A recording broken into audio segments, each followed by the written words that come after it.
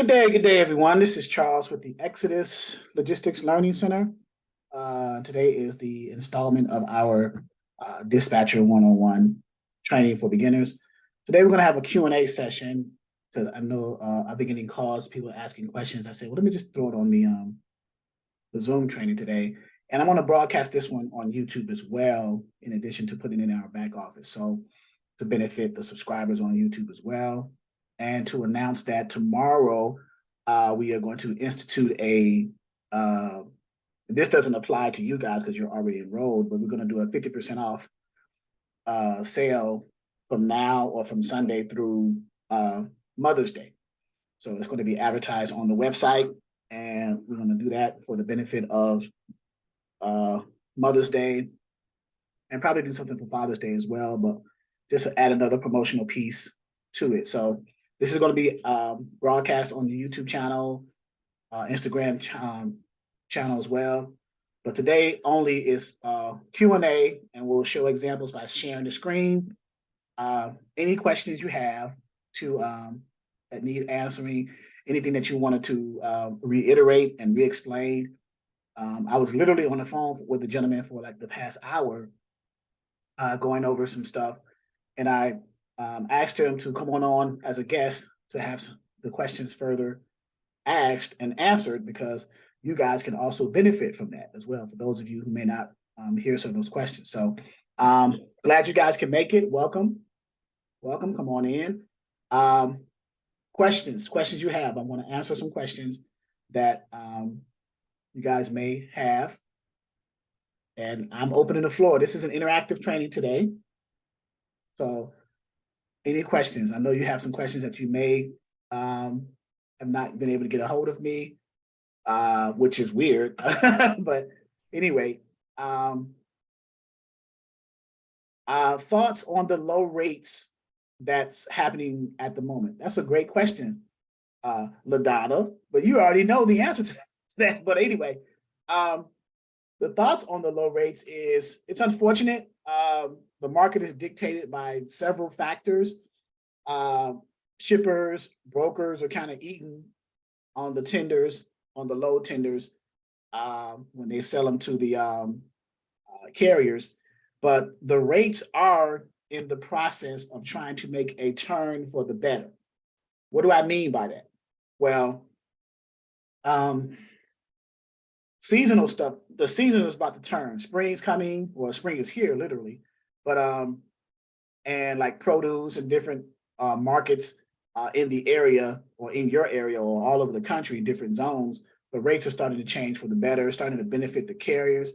The carriers have won, I guess, a battle, a small battle in the war with the brokers, in the sense of transparency now, where the carriers can, at least should now, be able to get some transparent disclosure from the freight brokers as to what the shippers are paying the brokers on those tenders, on those rates, so that you can see if a broker is taking too much money out of that tender before they put it on a load board for the carriers to get a rate confirmation through.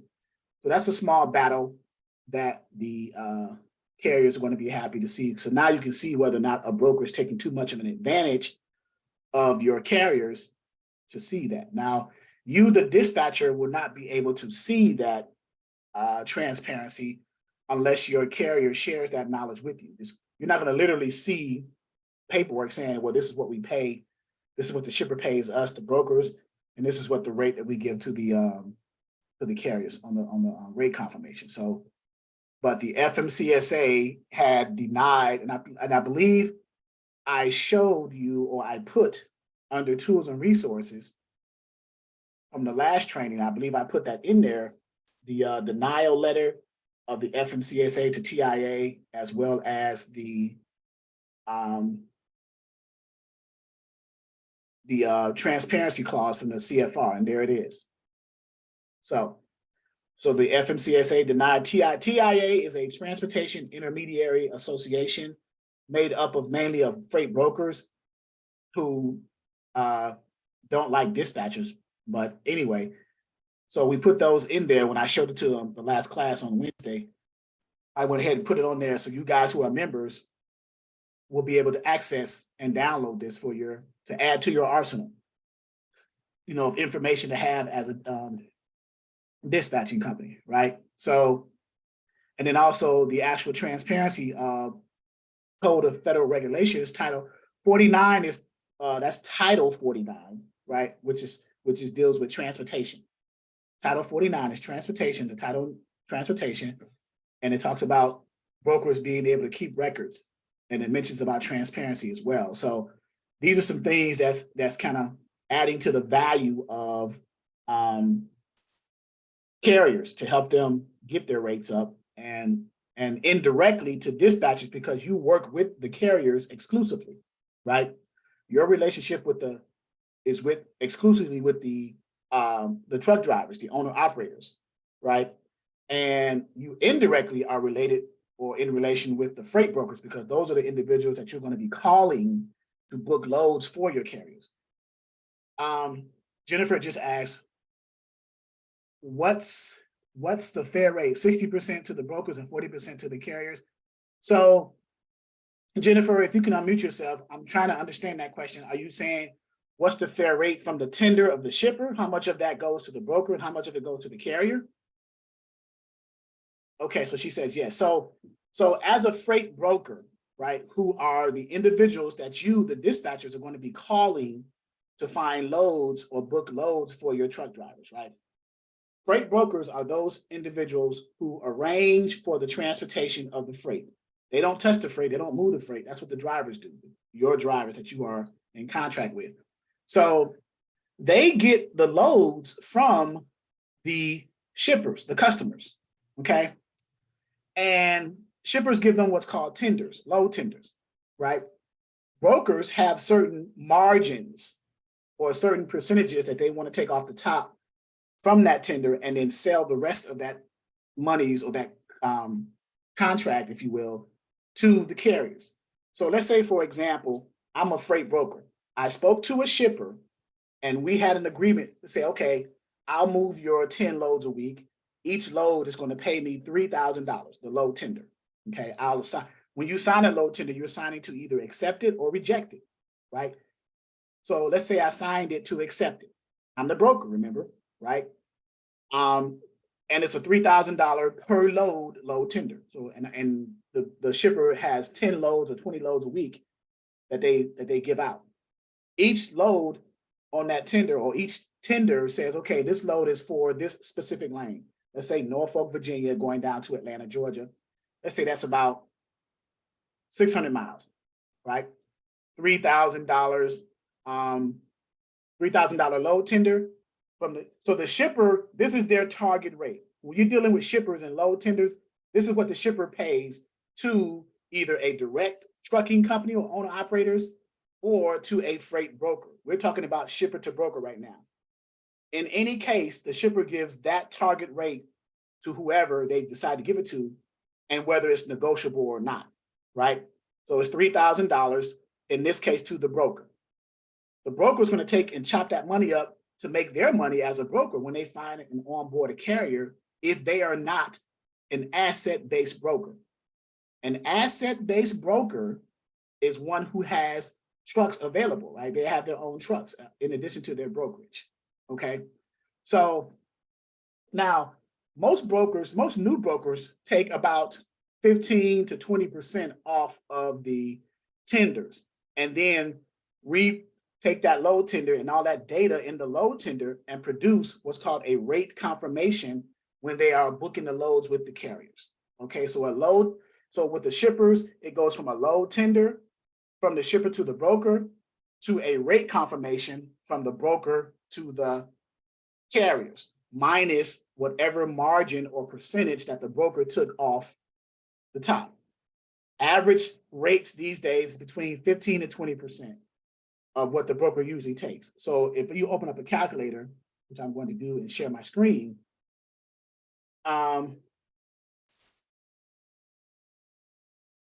we said the load tender was $3,000 in this example, right?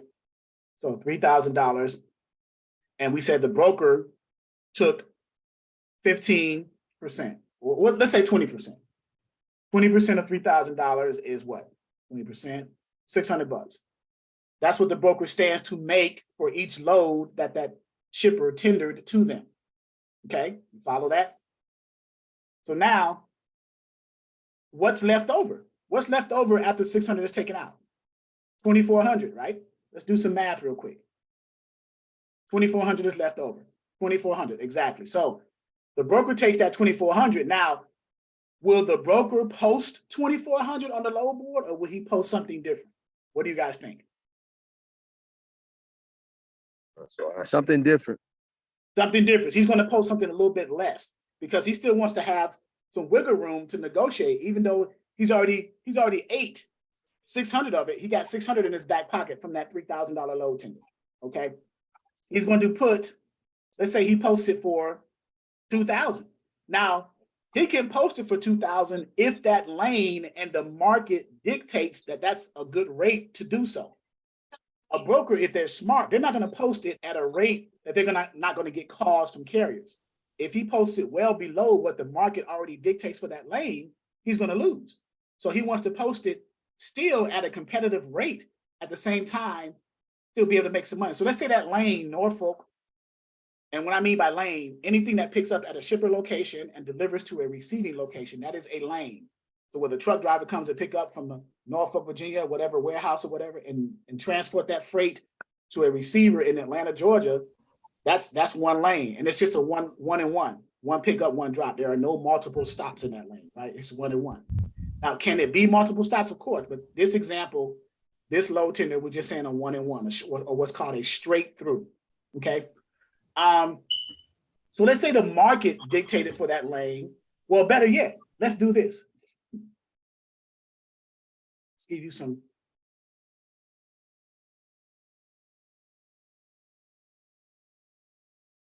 I have no idea what's going on with that, but give me 1 second and see what my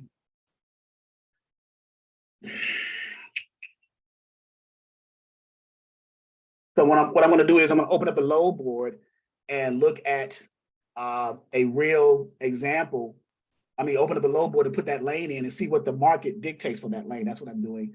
I'm just looking up that's 6408. Okay. Okay, you can get in that. The dollar says you can get in that. I want to get in that. Okay, so let me share my screen. Take this off. So that is one of the load boards that we want to look into. Okay, give me 1 second to do that.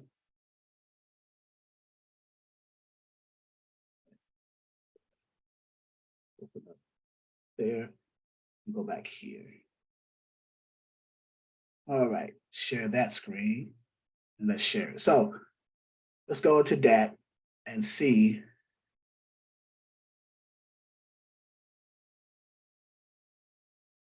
And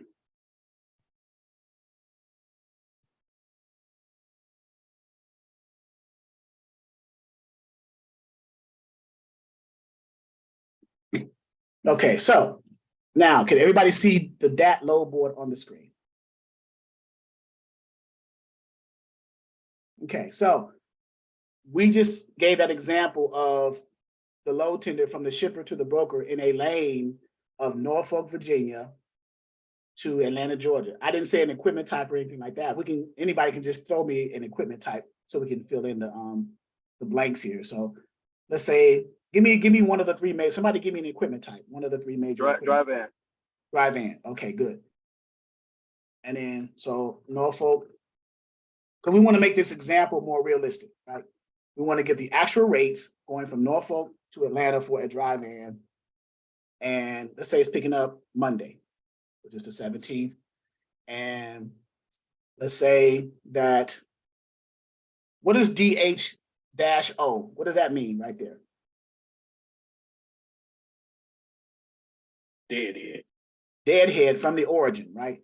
What does deadhead means? Deadhead means how far your driver is willing to drive their truck and trailer empty from their current position or their 20 to the pickup location, in this case, Norfolk, Virginia.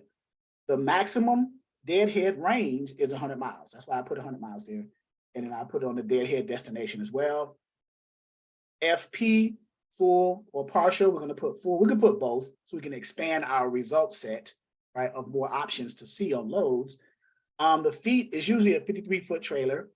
The weight, let's say your driver's profile said that they don't want to haul no more than 40,000 pounds, okay? So what we're looking at, for those who don't know, is called a load board. Okay, this is a load board. This is software that's used where shippers and brokers post loads for sale that carriers can log in. The carriers have to have a login, as well as the shippers and brokers to exchange, to do commerce exchange, right? The shippers and brokers are selling the loads. The carriers are offering to their services to pick the loads up. So how many hours search back, how far back you want to go? 2, 4, 6 search backs for loads 2 hours ago, 4 hours ago. Most people do 6 hours, right? Go back as far as 6 hours in case you missed a load that was posted that you were interested in, Dee. I saw your question there. So now you hit search, and I'm going to close this, and we come up with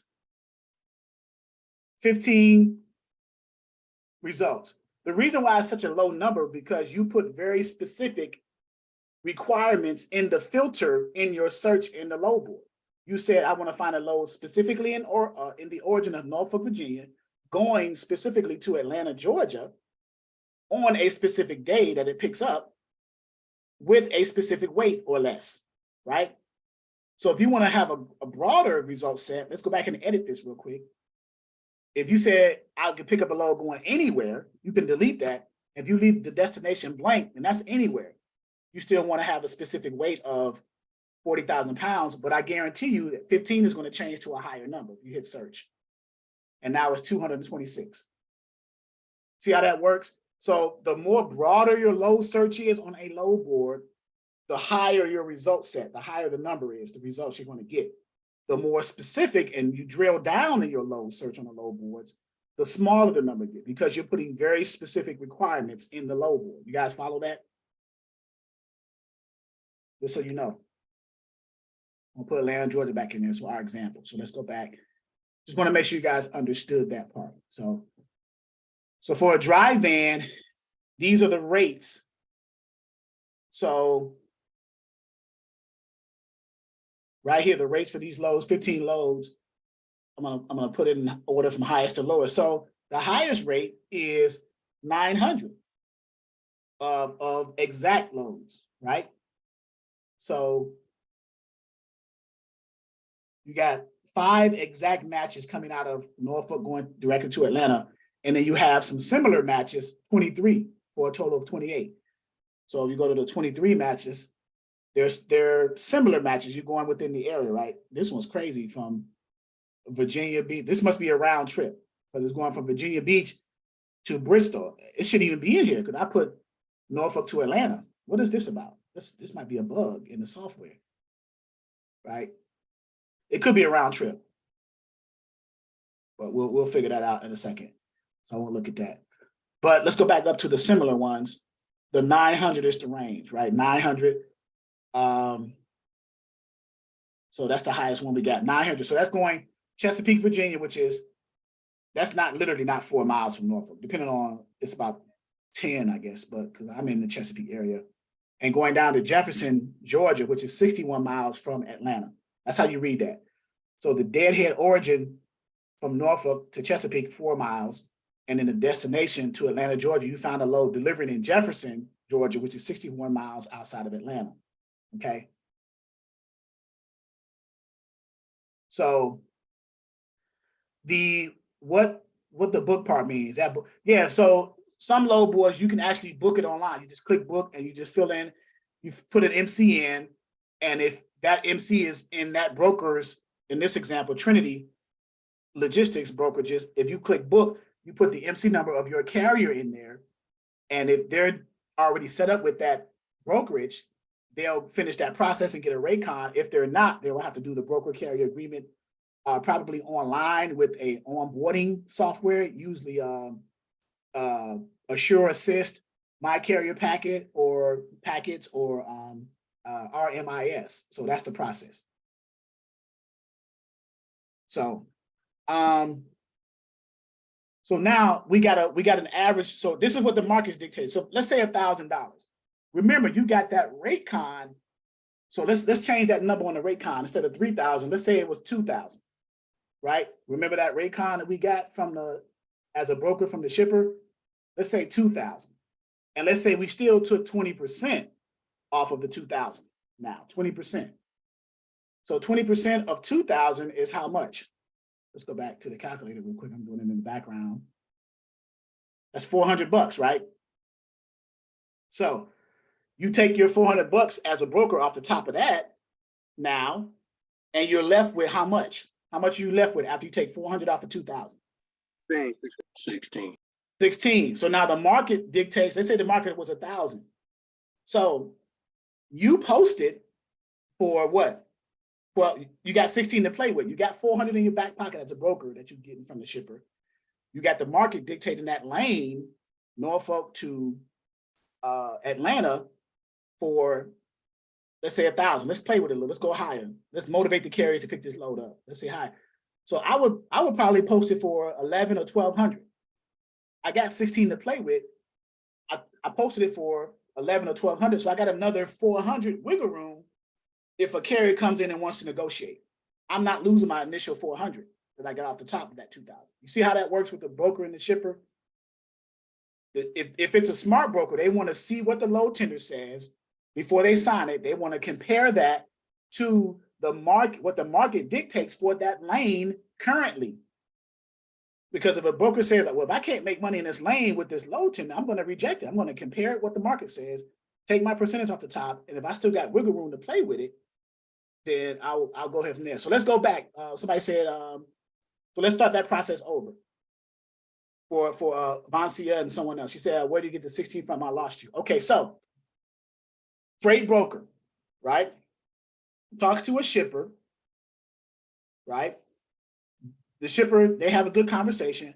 The shipper sends them a load tender for $2,000 for a lane that's picking up Norfolk, Virginia to Atlanta, Georgia. With me so far, Vancia? Yes. Okay. You are the broker, or let's say you were the broker. Your margin, you take every tender you get, you want to take 20% off the top. Okay. What is 20% of $2,000? 400. Subtract that from the 2,000. Okay. Subtract it from the 2,000. 400 from the 2,000 would be what? 4 from 10 is 1,600. Okay. That's where the 1,600 came from. Okay. And now you went on a load board and you wanted to see what the current market dictates what that lane, what other brokers are paying to the trucks in that lane. That's why we went on DAT. We want to compare what other brokers are paying so we can say, okay, if we got enough wiggle room to play with it and still make some more profit as a broker. Okay, So, now with the new rule, they wouldn't be able to post 900 no more, right? why wouldn't they be? What new rule? That they have to disclose the shipper rates. The transparency.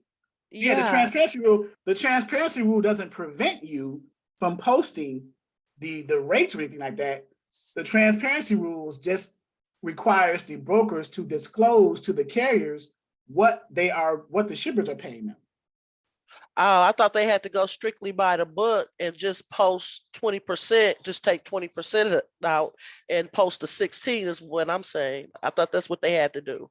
No, they can, so they can still, the brokers are still going to disclose, okay, I got a $2,000 load tender from a shipper, right?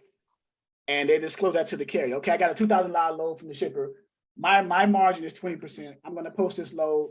The market dictates $900 or $1,000. I'm going to post it for I'm going to give you still more than what the market dictates. I'm giving you 1,200. So I'm giving you an extra 300 over what the market is dictating. Okay. So, Mr. Carrier, do you still want this load? I met my obligation as a broker of disclosing the $2,000 load tender, what the shipper paid me. But then I'll tell the carrier, well, as a broker, I still need to make my money. and still be fair to you. The market dictates this.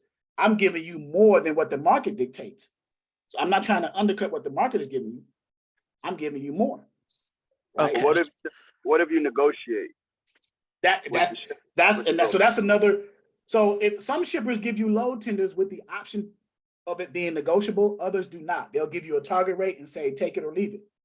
And you just got to decide if you want to take it or leave it. Others will say, we understand, because shippers, don't be fooled to think that shippers do not know the market and the industry. Do not be fooled. They give you the load tender. They give you a load tender in such a way that as a broker, because they realize you are a broker and you want to make your money too. So they'll give you enough wiggle room to make your money and still be able to pay the carrier a decent rate. Some shippers, go ahead. I got a question, Charles. So when you calculate the rates with the shippers, is it simply just the rate, or do they give you also a fuel surcharge? Is it separated, or is it all in the same? So from a dispatching's perspective, let's circle back from a dispatching's perspective. If you are entertaining as a dispatcher to even talk to a shipper, make sure that you either have an agreement with your carrier or a trucking company that you're working with as the logistic manager representative of that trucking company. Never go to a shipper with nothing. In other words, never go to a shipper without having any type of capacity or assets. Equipment types. In other words, never go to a shipper without being under a dispatcher agreement with a carrier, a single member owner operator, or a fleet of trucks from a trucking company. Because a shipper's going to look and say, okay, I see you are the logistics manager of ABC Trucking or XYZ Logistics.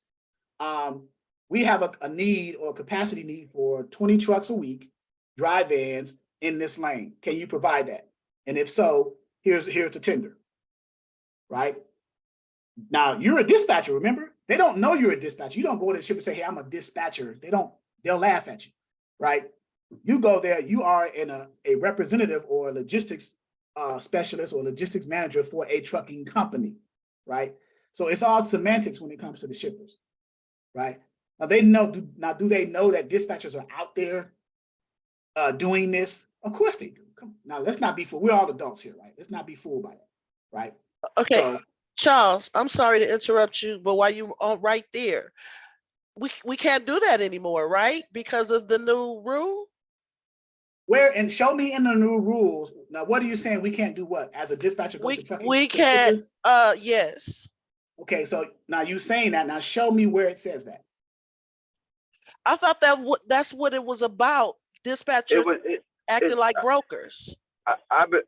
What you're referring to is the request for comments a while back where FMCSA came out with these comments saying that if you are a dispatcher behaving as a broker, yes, then you have to get a broker authority. You going to shippers representing your trucking company as a dispatcher is not behaving as a broker. You're working because you are contracted with the carrier. You're not behaving as a broker. You're not getting a contract, a tender for yourself and then selling it to any carrier. You're getting a load specifically for your contracted trucking company that you have a dispatcher agreement for. You see the difference? Yes. See, I thought I couldn't do that no more. Okay, thank you. You have to be careful what you do and how you do it. Okay. Yes.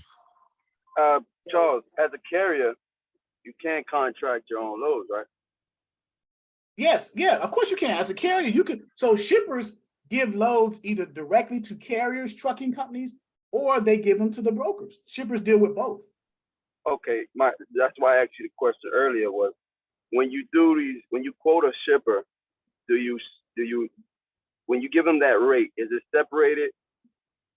Is it one price? So you're asking me when you quote a shipper as a carrier? Correct. Okay, if you quote a shipper as a carrier, then you want to get as much out of them. You want to squeeze blood out of a turnip. In other words, you want to get not only the line haul rate, you want to get an all-in rate, which includes other things, fuel surcharge, accessorials, and things like that. I understand what you're asking. So with that rate that you gave us through the broker, which is the 2,000, right. I know that you didn't break down the fuel surcharge within that, right, because I know when you do give a shipper a quote, when you quote a shipper, it's separate, right? Or is it one all in one? So if you want to itemize your quote and break it down very specifically from a carrier's perspective, then you need to understand what the fuel surcharge rate is for that week. So again, if you look at the load board, for example, if you look at this load, I see your hand, Brian, I get to you. If you see this load board, this particular load board, it shows this all-in rate, right? And it shows the fuel surcharge of being 47 cents this week. So you have to have all your numbers prepared if you're going to quote a shipper to include an all-in rate that has a line. The line haul rate is the rate that the shipper is willing to pay you from the time that your carrier or your company picks the truck up or picks the load up in Norfolk, for example, and delivers it to Atlanta, Georgia in this example. That is a line haul rate. Anything in addition to that is an accessorial, like a fuel surcharge, anything that, any type of detention or anything like that, that's created outside of the line haul rate. If you include all that extra stuff in there, now it becomes an all-in rate to include all that stuff, including fuel surcharge, detention, TONU. TONU stands for those who don't know, truck ordered not used. So you can get TONU from a shipper as a carrier, as well as getting TONU from a broker as a carrier, right? TONU means truck ordered not used. If the truck is ordered, in other words, if a load is booked, either through a broker or a shipper, and then it gets canceled while the driver is either in transit going to get that load, then there's a TONU accessorial. This is called an accessorial, an extra fee that's on top of that should be paid to that driver. Okay, so you have all-in rates and then you have line haul rates. What this gentleman, Stanley, I believe it was, is talking about is the all-in rate to include the line haul rate. The line haul rate is what the carrier should be paid regardless, because they picked it up in Norfolk and delivered it to Georgia. That's off the top. That's a line haul rate. Anything extra in addition to the line haul creates now what's called an all-in rate, because you're including other stuff like fuel surcharge, like what Stanley is saying.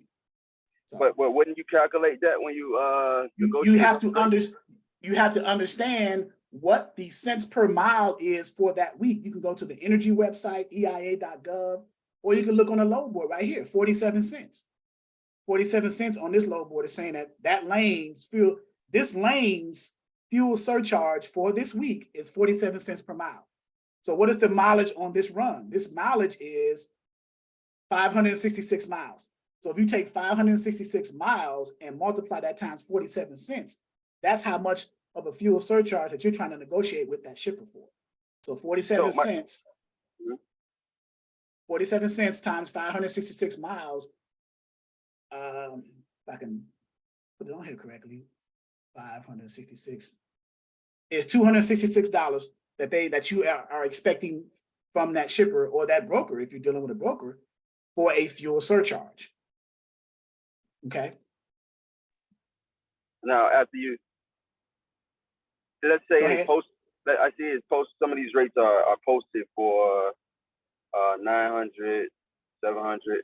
So when you calculate, when you implement your fuel surcharge, are you deducting it for the rate that you're going to move that load, or are you going to say, Mr. Broker, listen, I see that the fuel rate, the cent per mile is 47 cents. How much of that can you give me back towards fuel, or do you just guard it and just take the rate for what it is?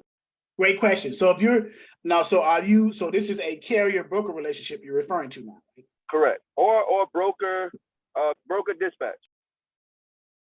Yeah, but it's mainly dealing with from either you or your carrier and the brokers, not you or your carrier and the shipper. You're talking about between you and the broker. Okay. Yeah. So if a broker gives you a rate, they're going to tell you, or you should ask, is this an all-in rate or a line haul rate? If it's a line haul rate, then you try to get more for the fuel surcharge. If it's an all-in rate, they've already included a fuel surcharge in that all-in rate. Remember, all-in is line haul plus fuel surcharge. Got it. Okay. So, I don't know. Is that normally how dispatchers negotiate their rate? Mainly, they separate the two. Well, normally how dispatchers. So this will come with time with dispatchers dealing with the all-in and line haul. You'll see a normal load posted on the load board, and it's automatically assumed that it's an all-in rate, right? Because it has a line haul plus a fuel surcharge. The broker has already taken into account fuel surcharge, and they've added into the rate to become an all-in rate. How you negotiate as a dispatcher is when you negotiate with a broker, you are including your percentage or your flat fee on top of what that load was posted for. So for example, if it's a $900 load and you charge, let's say between 5 and 10% for your dispatching fee per load that you book for your carrier, let's say you charge 7%. Well, what's 7% of 900? That's $63, right? So you would add that, if you wanted to book that load, you would add that $63 to the 900, that's 963. I would round it up to 1,000 and then negotiate a rate of, let's say 1,100, maybe 1,150 with the broker, because most brokers are going to want to go down, right? They're not going to say, okay, well, it's posted for 900, but we can do it. My truck is ready, it's empty right now. I can pick it up literally today. Can we do it for 1,100? And the broker's going to say yes or no. The reason you do it like that as a dispatcher is because you want to add your percentage for your dispatching service with the carrier on top of what the broker's side is, what their posting is, as opposed to pulling that money out of the 900 and from the carrier's pocket, you're trying to pull it from the broker side.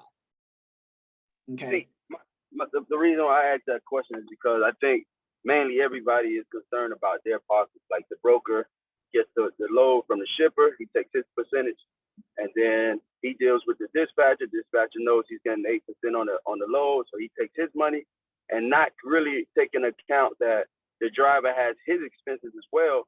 It's just like, hey, this is all we have on the load board, take it or leave it, and the driver. Right. So I understand what you're saying. So as a dispatcher, you are in support of the carrier. So you want to pull some of that money that the broker is making off as a profit off of the shipper's tender, and you want to pull that and get it back to the carrier through negotiating. So with the Transparency Act that's taking place with the FMCSA, right? How does that support would come? Well, how would that be beneficial to anybody? Do the broker or the shipper has to relate that information? It's that transparency concept will be beneficial to the carrier because they will see that what the broker is being paid by the shipper in a way that they can't be taken advantage of. Hey, you're taking too much, 20% off of this tender is too much. Maybe take 15 or 10% and give more of the money to the carrier. So now they're able to see what the tender says or what the shipper is paying the broker. And they can say, okay, well, the market dictates this. Why are you taking 25%? Why not take 15% or 10% and give the money really to the person who really needs it the most, which is the carrier? We're the ones picking up the freight. We're the ones who have expenses and fuels. We're the ones who are more responsible for delivering this freight. So we should eat the most from this load tender from this shipper. You're just a middleman, Mr. Broker. You're just managing paperwork at this point, right? But I'm doing all the work as a carrier. Right. Now, as a dispatcher, having that understanding, you can support and be alongside of the carrier in that journey by negotiating with the broker more money towards the carrier and putting your fee for your dispatching service with the carrier on top of the broker side and pull more money from the broker side to pay you. Even though you're contracted with the carrier, you're pulling the money from the broker side to pay you. You're still going to invoice the carrier because that's who you legally have the contract with. But the carrier is going to pay you because they realize that you pulled the money from the broker side. You didn't pull it from their pocket. You didn't pull it from the 900. Let's say, for example, that broker was firm on 900 and you couldn't negotiate a higher rate. Then you would go back to the carrier and say, hey, this broker on this load in this lane said that they're firm on 900. If you still want this load, my $63, because I still have to be paid as a dispatcher for my service, my $63 still has to be pulled from somewhere and it has to come out to 900. Now, if you want that load, I can go ahead and book it. Otherwise, we can move on to the next load. But you have to do that as a dispatcher. You have to communicate that to the carrier.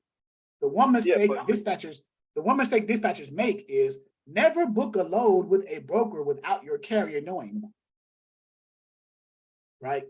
That's almost blasphemy in transportation, right? You never book a load for your carrier without because hey, I may be under a load and it doesn't deliver until Tuesday, right?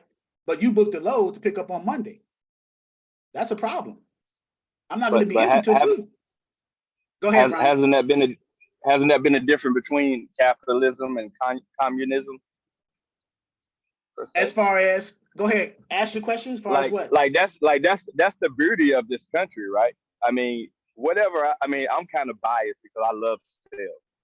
So whatever I sell you, whatever you buy, what I sell you, whatever price you buy it for, that's what it's worth, right? If I sell you a green rug, well, if I only pay $5, but if it matches your house to the T, and you're willing to pay me $1,000, guess what? And that's what the brokers are saying. When the carrier call in, they say, hey, and that's why I went to a brokering class, right? It's like, right. Okay, what would you move? What would you move this load for? Hey, is this load still available? Yeah, 30,000 pounds, whatever, and it's going here, and it's one drop, one pick. What can you move it for? I can move it for 13. Okay, all right, let me check. I'll call you back. All right, then somebody else, how much can you move it for? I can move it for 900. Okay, all right, guess what? Here it is for $900, and that's what you asked for. So I think the only difference is the FMCSA, which is the saving grace for the carriers, and it's going to be that they're working like a labor union. Other than that, if I sell you, if that's all you ask for, that's all you're going to get. That's America, and that's called free enterprise. And it's also it excludes the interference of the government, and that's the beauty of this country. The only difference is the FMCSA has said, yeah, you're kind of right. The guys are working hard. They got fuel costs. They running up and down the road. They governed by us. We kind of got to with both parties. We kind of indebted. We indebted to both parties in some way. That's the only thing, which is good, and it's gonna change the game. But other than that, carriers have been playing victims, right? And the loud voice, the masses have been heard. But you just gotta. I mean, that's the game. You just gotta find out what's going on both sides. You gotta understand the industry. That would help a lot. But thankfully they're bailing us out, bailing carriers out. Right. So here's what I say to that. How can that make this question? How can that make drivers victims if they don't have no transparency? So if the broker or the shipper, we don't know what the starting cost is, and then it trickles down to a driver. How can we play victim if we don't even know what the starting cost is to begin with? And here's the thing. You said you were moving for 1,500. I didn't cheat you. No. It's not necessarily saying you're gonna move for 1,500, but you're trying to negotiate more on the rate, and then they're not letting know. Listen, that's all we have. This is all that we can give it for, and every time you make a phone call, it's the same thing. So it's not playing victim; it's taking what you got. Because when you're sitting in the truck and you're sitting in the state and you've been denied all day, you're willing to take anything. So it's not a fact of you just playing victim. Is you are a victim at this point. Yeah, here's the thing. I have went door to door doing roofing sales, and I have did over $300,000 in sales, $500,000 in sales. Guess who was beating the pavement? Guess who was calling the shipper? Guess who was making the phone calls? That's what I'm saying. The shippers are opening the doors. You gotta have skill. So I have people, they give me their check, they write the check in my name. They gotta trust you, right? You gotta show value for what you're offering, and you gotta close. You can't do that if you're not a businessman. So the business people. That's all you see it. You see it as a business. Your commodity is people. Right. You're taking advantage of people, but they opening the doors for us. You can't get a load without the broker. They don't have the power to do anything. Drivers are at the mercy of the shippers and the brokers because they have no control, especially if they work under another carrier. If they have another dispatching services that got to get the load for them, they're under the mercy of them. So if they say, hey, look, the only transparency I have is my dispatcher. He said, hey, look, all I see on the load board is this going from this lane to this lane. I have no choice but to say, yes, I'll take it, or no, I'll take it, or try to negotiate a little bit more. If he comes back and say no, I have to say, okay, I kindly reject. Keep looking until you find a better load. And if that comes back the same way, he's like, hey, look, you're just in a bad area. Take what we got until we get to another area. It's the same thing. So it's drivers trying to survive. Well, let me step in and say this too. I don't think you have to take that load. Let me step in and say this. That's what the other truckers are saying. They're saying we're damaging the industry, or you damaging the industry because you're taking that load. Okay, good point, Brian. Let me step in and say this. The FMCSA is, because the market is the way it is now, the FMCSA is stepping in and trying to find a balance between brokers and carriers, and indirectly dispatchers too, because dispatchers are working with the carriers, right? Now, the rates have been down for so long. I won't say partly because of the brokers, but rates have been down because some people take cheap freight, and some carriers take cheap freight, which drive the market down, and some brokers take too much off the top. So there's a real quick, Charles. The data that the low boys are capturing are the lower data. So if a lane is captured at $1, next week when the dispatchers and the brokers log in, that's the data they're capturing. When have you ever seen something go down and they come back up? So the data that they're capturing is a disadvantage for drivers, because they're saying, hey, we have somebody who will do it cheaper, let's capture this rate. Instead of saying, hey, look, that doesn't even make sense when you incorporate the fuel and the charges that they have on the driver's side. It leaves them with nothing left. Those calculations are not implemented. They're only implemented to benefit the brokers. That's all. Because when the brokers look at it, it's like, hey, I'm covered, and what else more can I take? And the extra that they're taking is from the driver's pocket. Okay, so let me ask you this. I'm assuming you are a driver. You're an owner-operator. No, I'm not. I used to be. Well, not at the moment, but I used to, yeah. Okay, so you used to be an owner-operator.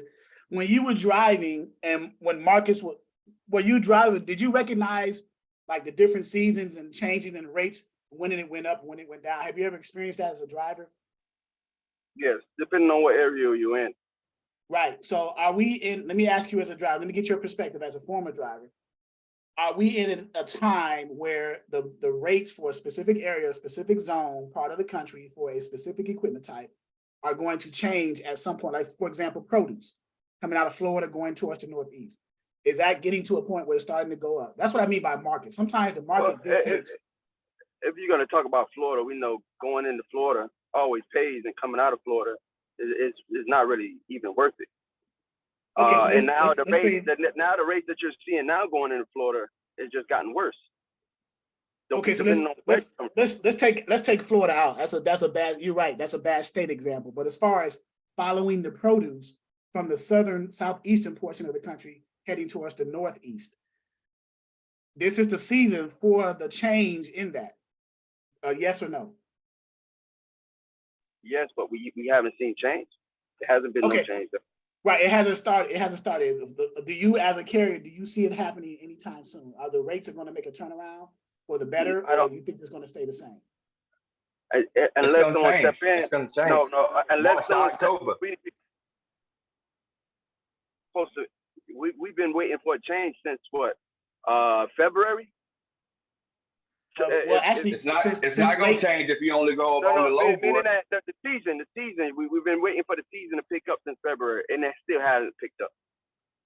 So the seasons that you're saying, those peaks, if you look at sonar charts, freight waves, yeah, you notice that it's kindly declining. There's no increase. Maybe on the tender side, but for the rejection side, which is the spot market, and if we're operating off the spot market, it's declining from month to month. There's no increase. So let me ask this then, from a dispatcher's perspective. Let's put it back on a dispatcher side. You are supporting your carriers because you are contracted with your carriers, right? So do you think it's more advantageous to try to get freight from direct shippers as it will be to go through brokers? I think it would be wiser to go directly to the shipper and negotiate your own rate, because you'll get maybe more CPM per mile than what you're getting off the rejection board, and it's proven. It's the charts show you that if you can get it directly from the shipper, there's more loads being that's not being rejected. Of course, if you're working carrier to shipper, than if you're working broker to carrier, because the rates are not, it's not covering enough to move that load. And let me give you another perspective on that too as well. That's a great point you make, Stanley. And thank you too, Brian, for your comments. But when you look at a load board, what you're looking at is the spot market rates, which is the brokers paying to the trucks on the spot market. And what we're looking at here on the DAT right here on the screen, this is the broker to spot market, the broker to the carrier, what the broker pays to the carrier. If you go down and you see what the shipper pays to the carrier, you notice the rates are a little bit different. They're higher, right? A little bit more money because there's no broker involved in that intermediary middle part of it. It's the shipper directly paying to the carrier without the involvement of a broker. So that's just proof that if you can find a way as a dispatcher to work directly with customers on behalf of your carrier or a trucking company that you're dispatching for, you will have a better chance to get more money for your carrier. So there's two types of rates. There's two types of things in dealing with brokers, shippers, and carriers. There's a spot market rate, and then there's contract rates. This is a contract rate, the contract between the shipper and the direct carrier. And then the broker to carrier is a spot market rate. The numbers are going to be less in comparison with the broker to the carrier than it would with the shipper to the carrier, because there is no broker involved with the shipper to the carrier. So that's the point that Stanley is making. You have the potential to get more money for your carrier if you deal directly with a shipper and eliminate a broker involved. Now, okay. Another point I want to add to that, Charles, is when the brokers are negotiating these rates with the shippers, are they keeping in mind that, hey, look, I have to have enough room for the dispatcher and the drivers, or they're just looking for they're just negotiating for themselves? Because here, if you see that the rate that they charge them is $2.54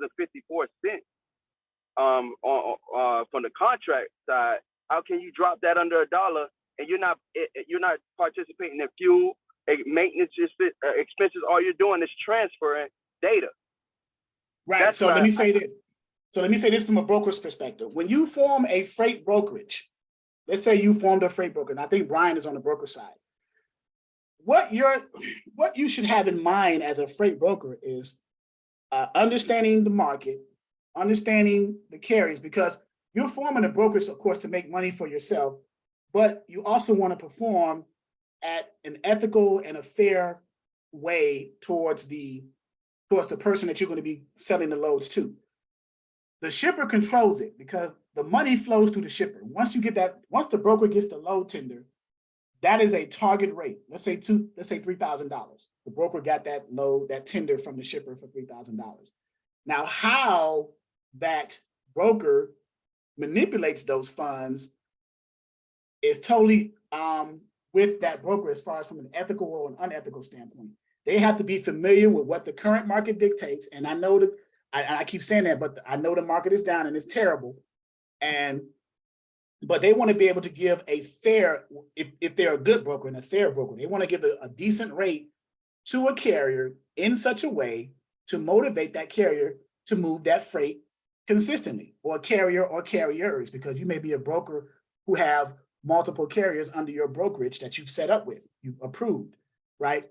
So giving a fair rate to the carrier, well and above what the market is currently dictating, because right now the market is down, is going to motivate those carriers to want to move loads for your brokerage, right? So if you see the market dictates for a drive-in $2.50 a mile, but you're giving $3.25 a mile, guess what's going to happen?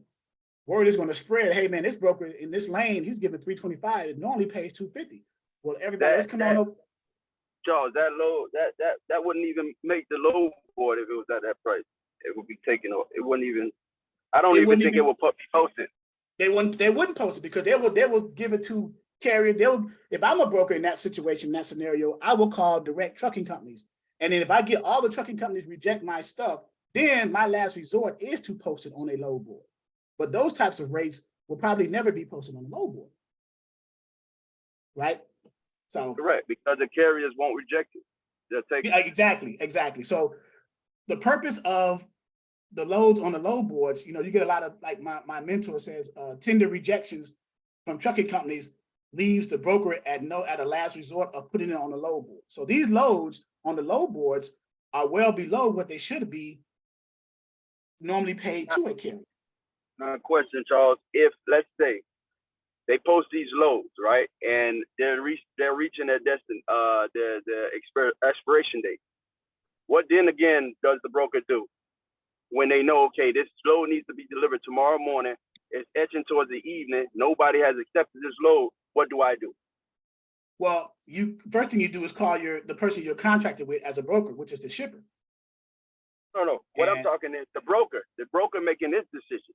At this point, when he's at a disadvantage where no one's want his load, he decides to add a little bit more money to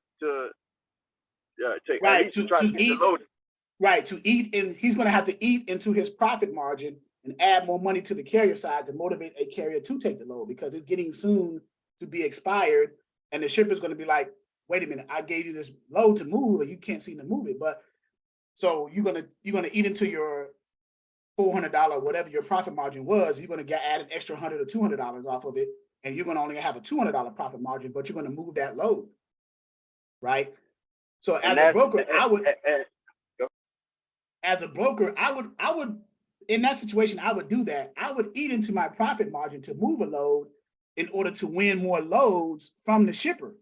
So it's a bit, of course, we're looking at it as whose standpoint, if you're willing to give up an extra $200-300 maybe at the end just to move the load, why don't you just take the percentage that you are going to take off the top and just move the load, and all this chaos goes away?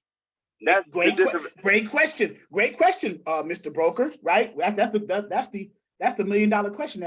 So you got some brokers. So it's a mentality thing, and it's a greed thing in some cases. And I hate to say it, everybody's not the same. Like, all brokers are not the same. You have some. I don't want to give brokers a bad name. You do have some good brokers out here, but the majority of them right now, well, I can't even say that the majority of them, but you do have some bad brokers too, right? Some who are not willing to budge, some who wants to make their money at the expense and at the detriment of carriers. The carriers are getting the short end of the stick, right? Brokers, now Vancia said brokers have bills too. I get it. Brokers do have bills, but a broker wouldn't be a broker. So let's get real deep with this. A broker would not be a broker without the truck driver, because if the truck driver does not move that freight, the customer is not getting their freight. The shipper's customer is not getting their freight, which is the receiver. Because what happens to the shipper when you don't fulfill that order? What happens to the brokers, that contract? Bye-bye. It's gone. Because if I'm a shipper and I hired a broker to move some freight from me and they can't perform, guess what I'm gonna do? I'm gonna get rid of them. Because my customer, I'm losing money as a shipper because my customer paid me $20,000 to move X amount of pallets to their receiving facility. And I leverage that money because shippers try to get brokers or direct trucking companies to move freight at the cheapest price to their customers, right?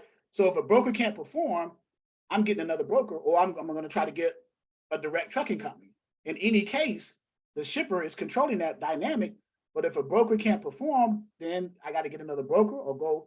Now, if I was a shipper, I would first start off my option with local trucking companies in my area saying, hey, are you guys willing to move this freight? And if no one is willing to do that, or they don't have the capacity to do it, then my option is to go to brokers, because they have other carriers that they can network that's onboarded to their brokerage, right?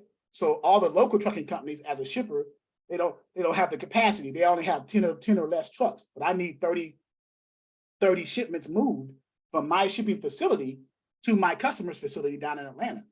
All these local trucking companies only have 10 trucks. Okay, you can't meet my capacity. I need a broker now to step in and get their trucks and get their network carriers in. So it's a crazy world. Now, let's circle back. Where does the dispatcher, what role does a dispatcher play in this dynamic? Right? What role does a dispatcher play in this dynamic? Who are you supporting? Who are you helping? Well, the person you are contracted with, the person you have the dispatcher agreement with, which is who? The carriers, the truck drivers, the owner operators, right? So you as a dispatcher, it would be wise for you to understand as much as possible about your carrier's situation, right? What are their expenses? What are their costs? Are they renting the truck? Do they own the truck? Do they own the trailer?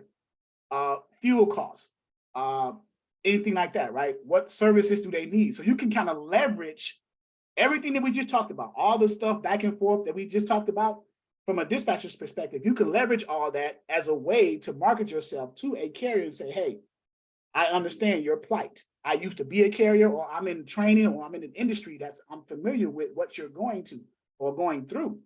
Let me assist you or partner with you in finding loads, and I can negotiate either directly with the customers as a representative of your trucking company, or discuss it with brokers to get you the best rate possible. I understand that we are in a downturn in the industry as far as rates for the loads, but if we can ride this storm together, at least we learn together and grow together. And when it finally does turn, because this doesn't last forever. We've seen it come and go, come and go. It's just been a little bit longer than normal, but it comes and goes, okay? But as a dispatcher, I had a potential. Go ahead. I had a potential. Yeah, I had a potential carrier. Now I'm gonna flip back to the dispatcher, right? So I had a potential carrier that I met about a year ago, and obviously, you know, he's suffering with rates as well as everybody else, right? Where as well as everybody else is doing things finding loads the way that most truckers are. So he's going from Indianapolis to Colorado, Denver. He loves Denver because Denver 70 comes right out of Indianapolis, and you just run straight across over to over to Denver. Okay, so let me stop you there. Let me stop you there. Can I put that into the load? What equipment type does he have? I'm gonna put it to the load board. We can look at the rates and the numbers for him. He's got dry van. It's 1,080 miles ish, and he got paid for that particular load $2,300. Okay, so where did it pick up and where did it deliver to? From where to where? Indianapolis going to Denver, Colorado. Okay, Indianapolis to Denver. And the rates sucked coming out of Denver because I went on that while y'all was asleep, so I could get kicked out about 2 a.m. And it was 5 loads coming out of Denver for the 17th and the 14th. What's the most weight? What's the most weight is that person willing to haul? He's not really complaining about weight. He's got three semis, and he's got 5 trailers. Okay, so I took the weight dynamic out. So what we got here now is then we got 9 loads, and so going from Naptown to Colorado, 2,700, 25. One got 2,000, which is a joke. But so if you're looking on the load board, if you're looking on the load board for this, you can see what the broker to the carrier spot market is paying the all-in rate right here on the screen, which includes the fuel surcharge. So it's paying on average between $2.47 a mile and $3.25 a mile, right there. And with the average being 280, right there, right? So the mile distance is 1,079 miles. So you can pretty much do the range calculations, right? The low end range, 247 times 1,079 miles, whatever that equals. And then the high end range, $3.25 per mile times 1,079 miles is, so somebody, by the way, somebody do that. What's $2.47 times 1,079 miles? And that's, according to this load board, that's 2665.13, $2,665.13. That's the minimum range at the low end part. Now you go to high end part, $3.25 times that same mileage, 1,079 right? And that's paying $3,500. So it's between 26 and 3,500, with the average being what, 280 a mile, which is what, 280 times 1079. Now, in this dynamic, Brian, what did you end up doing? That's $3,000. So that's okay for him to go over was at 2,300, right? That's where we at, right? well, it was 20. So the low end was 26, 2650. The average was 3,000, and then the high was 3,500, according to that power here, spot market analytics. Well, his particular rate con was 23, and I think I did see one maybe 23? Somewhere going to Texas. Yeah, that's what he drove it for. He drove it for 23. So he drove it for he drove it for less than what exactly. He's crying. He's crying. He got it off the board. He got it off the load board because I think I saw one in Texas, which might have been from Indianapolis to Texas, which might have been 80 miles more, and it was 24, almost 25. And his rates are so low coming out of Denver that he didn't even want to tell me how much he's getting paid. But I gather that he might be making 1,500. So I'm figuring that his number for that week is 3,800 because he's the owner operator and he likes to stay home as much as possible. But with things the way it is, he'll jump in the truck, pretty much to pay for the fuel. His fuel is going to be right around 2,000. It looks like. Right. So here's a question. Somebody just asked. So Brian, stay unmuted. But somebody just asked a question. Why would the carrier take less? Well, it could be ignorance. They didn't know. But here's where a dispatcher comes in and helps.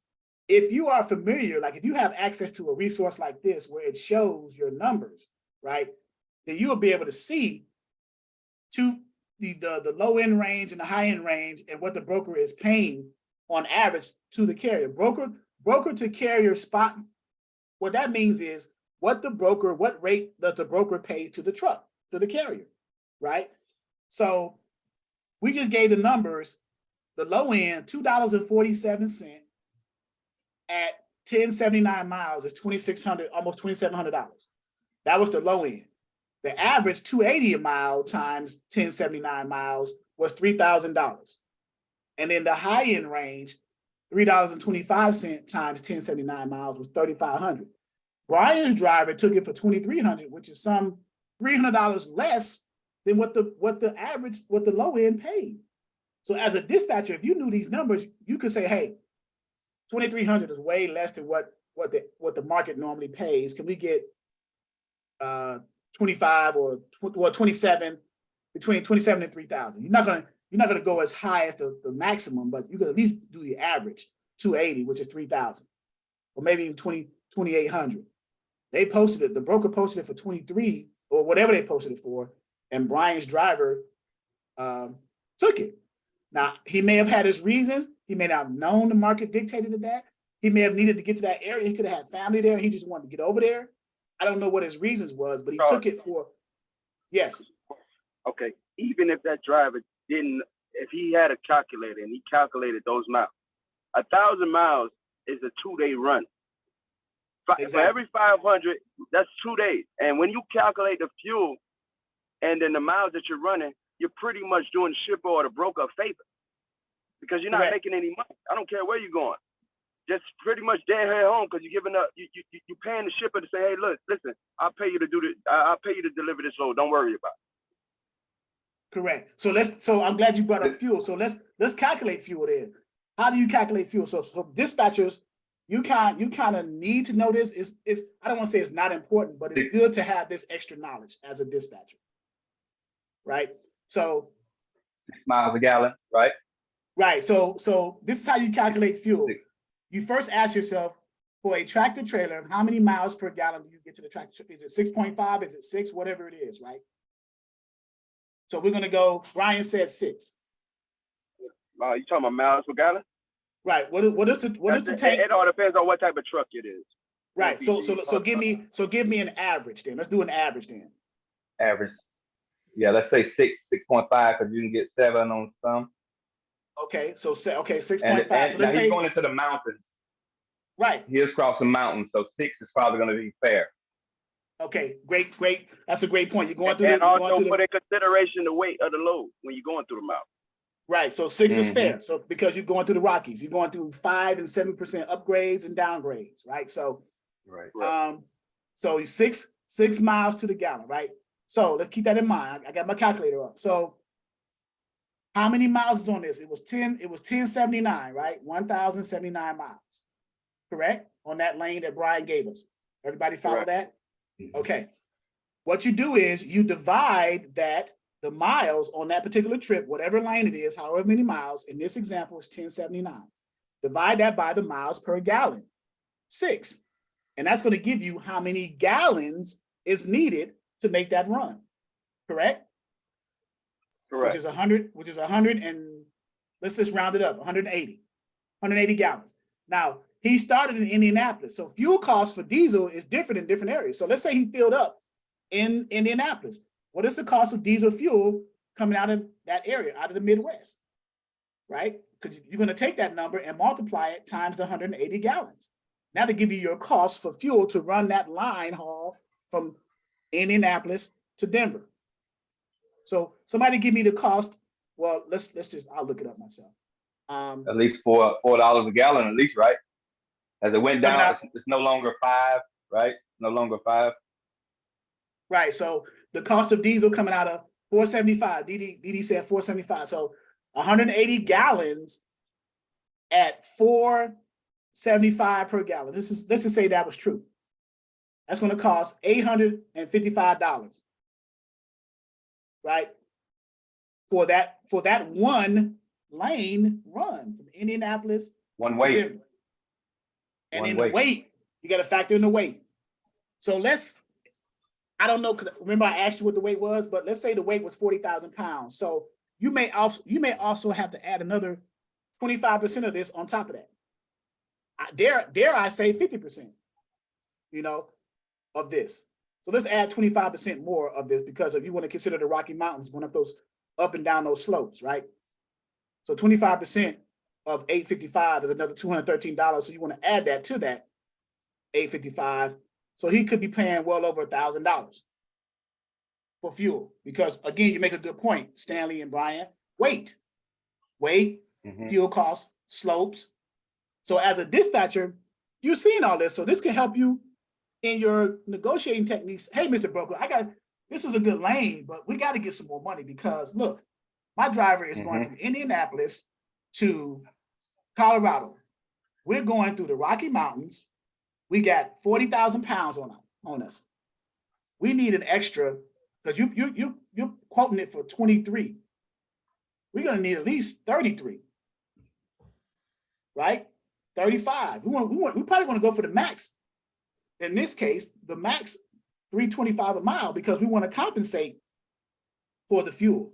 Because as a dispatcher, you also got to know where your driver's going and how they're getting there, as far as weight and slopes and things like that. You got to know that, right, to help your driver. I don't want to say you got to know it, but it's important to know, right? Now, if he was on flat land, right, if he was in the Panhandle somewhere or in the Midwest driving, and he had that weight, it wouldn't be as much. But so when you deducted fuel out, he only made around less than $2,000, $1,952.25. Stu just did the numbers. So minus the dispatcher fee. He won that. He got to pay both ways. He got to pay 900 one way and 900 the other way. Well, see now, so this is going one way. You haven't considered a backhaul or a reload coming out of there, and where you're going. He got to come back. He got to come back.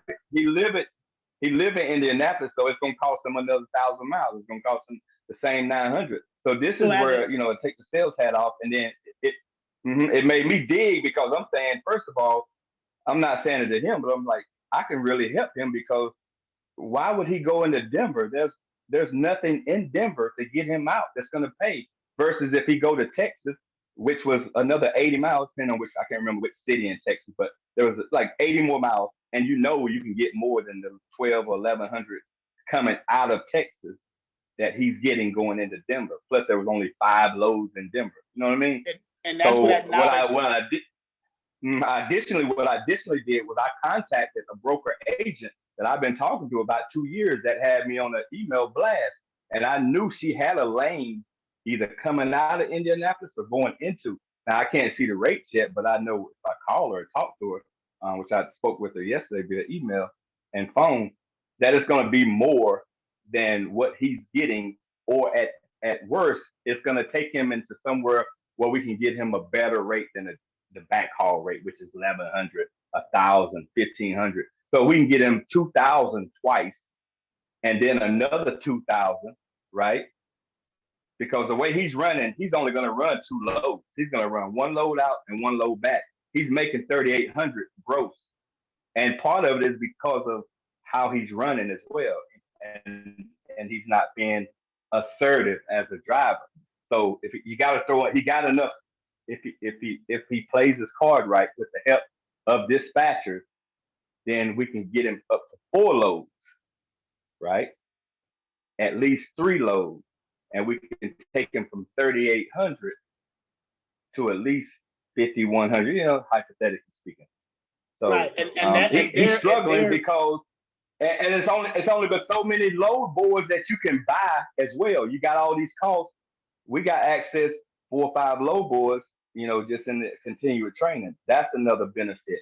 You know what I mean? So these are other factors that, you know, if as dispatchers, if somebody is struggling and you help people whoever helped the most people is going to make the most money. That's business too. Right. So, and that's a great point you make. It's good to know as a dispatcher when you're educating your carriers to let them know, you know, going into certain areas is going to be not as cost effective for you as going into other areas. Going into Denver from Indianapolis, you're going to spend more money and lose more money than going down to Texas. You're not hitting the Rocky Mountains going down to Texas, but you are going to Denver. Right. And then I have a greater chance of getting you a reload or a backhaul out of the Texas area than I do out of the Denver area. So that's a knowledge piece that as a dispatcher, as you in your dispatching journey, you will learn that over time. You will know which states have the most inbound and outbound freight. So you'll know where to send initially someone to. If you had that knowledge of where these states and these numbers, and we do in our back office in 123 load board, we have on our search directory. Let me show you that. The states that have the highest number of inbound and outbound freight. So you say, okay, and for the major equipment types, you'll say, okay, well, let's send them, instead of sending them to Denver, let's send them to Texas. So let's look at that piece real quick under search directory right there. And no, it's not. I'm sorry. It's not on search directory. It's under load availability right there. So you have a density map and a density list. Okay. So I look at the density list where it shows in alphabetical order by state. And let me enlarge this a little bit. Right there. So in alphabetical order by state, where to send. So let's look at Colorado. Outbound, 310 loads, inbound, 397. And then Brian mentioned Texas. Let's go down to Texas. Outbound, 1,504. Inbound, 2,300. Hello, right? You got a greater chance of finding more loads coming into and out of a particular state than you do other states. So how does a dispatcher interpret this? Right? Well, I'm going to send my carriers to states that have high volume of or a high frequency of inbound and outbound freight because I increase my likelihood of finding them a good load. Right? Why would I send my person to South Dakota when there's only 85 loads coming out of there? And they may not all be for my equipment type. So I'm taking a risk there. Right? Or Rhode Island or Vermont. You see what I'm saying? So this is just extra knowledge that you're going to come into as you progress in your dispatching journey. And you'll learn, you're going to make mistakes. You're going to bump your head, but you're going to learn from them and what not to do next time. So, O'Breezy 13. What's up, O'Breezy? What's up, Charles? Sorry, Yes. so I was gonna say, could you complete that the overview of how much that driver would have made for that trip? Yes. Stay unmuted though, Breezy. The overview Okay. of the driver made for the trip. So Okay. if we took out the mileage, because this is Brian's driver, he got 2,300. We took out 855 from the fuel. Let's just say 855. Let's assume that weight wasn't in, let's assume weight wasn't involved, but we know it was. But let's just go by the raw data. So he made 2,300. He grossed 2,300. Right. The load, Brian, did the broker pay him 2,300? That's what he grossed for that load. Yeah, he got paid 2,300 for that load. Okay, so we took out 855 for the fuel. What do you charge for a percentage for your dispatching fee? Oh, I'm 8. I'm 8. Yeah. Okay, so let's go back. Let's go 8% because you take the percentage from the gross amount with what they made.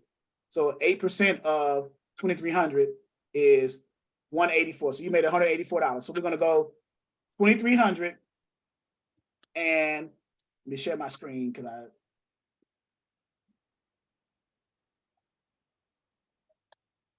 all right, so 2,300 minus the dispatching fee, 184, I think it was.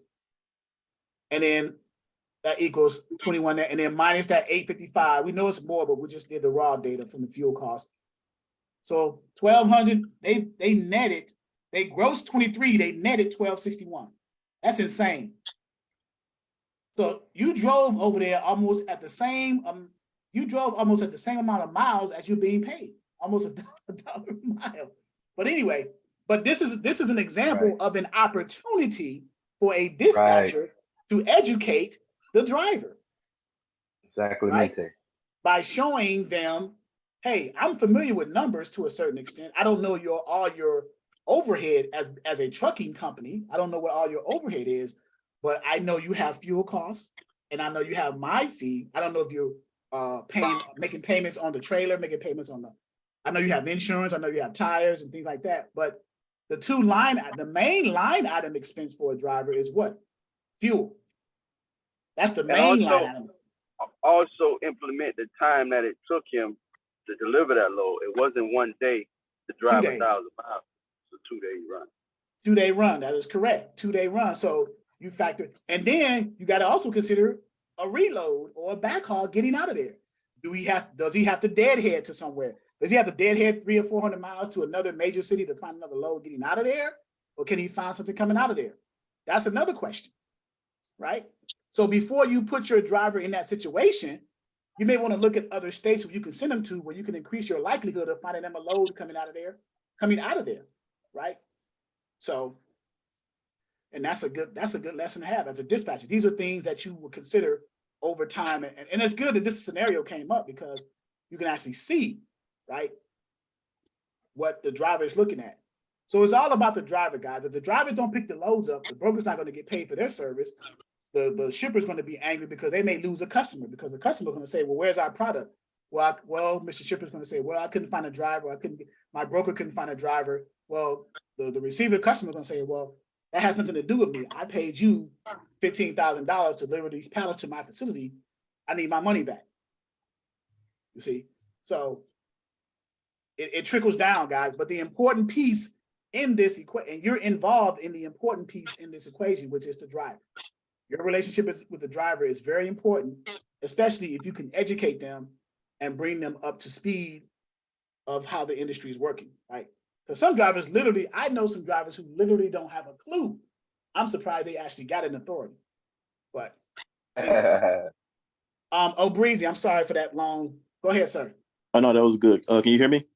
Yes, sir. I had a question since we're on this topic. When you booking like a return load for the driver, yep. Do you book it as like as he's on the way there? Do you already have his next load like waiting, or do you wait till that load's delivered and then you book it? Well, the moment he gets under that load, right, you can start the process of booking the load while he's halfway getting there, because you got to remember, things can happen. The truck can break down. The truck can break down, things like that. So if he's under load and you book his next load, as soon as he picked the load up, whether he's halfway there, that's fine. if the truck breaks down and it needs more time to get repaired, it needs to be towed somewhere, whatever. The next load, all you got to do is just call the broker and cancel that load. Nothing's lost there. I can see if he picked that second load up and then something happened, but my opinion of that is, I would say the moment he picks that load up, he's under the load, or maybe even halfway en route. Maybe during that first day, you find him the next load, right? Okay. Or as a dispatcher, you're looking to first where you're sending him and how likely you can find something for him out of there. When you book that load for that driver with that first broker, that's the first person you should ask, hey, do you have anything coming out of here? The same broker that you booked the load for getting him over to Denver, hey man, I'm sending my driver over here, man. Do you have anything coming out of here? Do you have any loads coming out of here? Okay. For the next day or the day after. And then if they don't, then you go shoot that load board and do it there. But yeah, once they get under the load, once they get loaded, or maybe while they're halfway there, start looking for their next load. Okay. Makes sense. All right. Mr. Monday.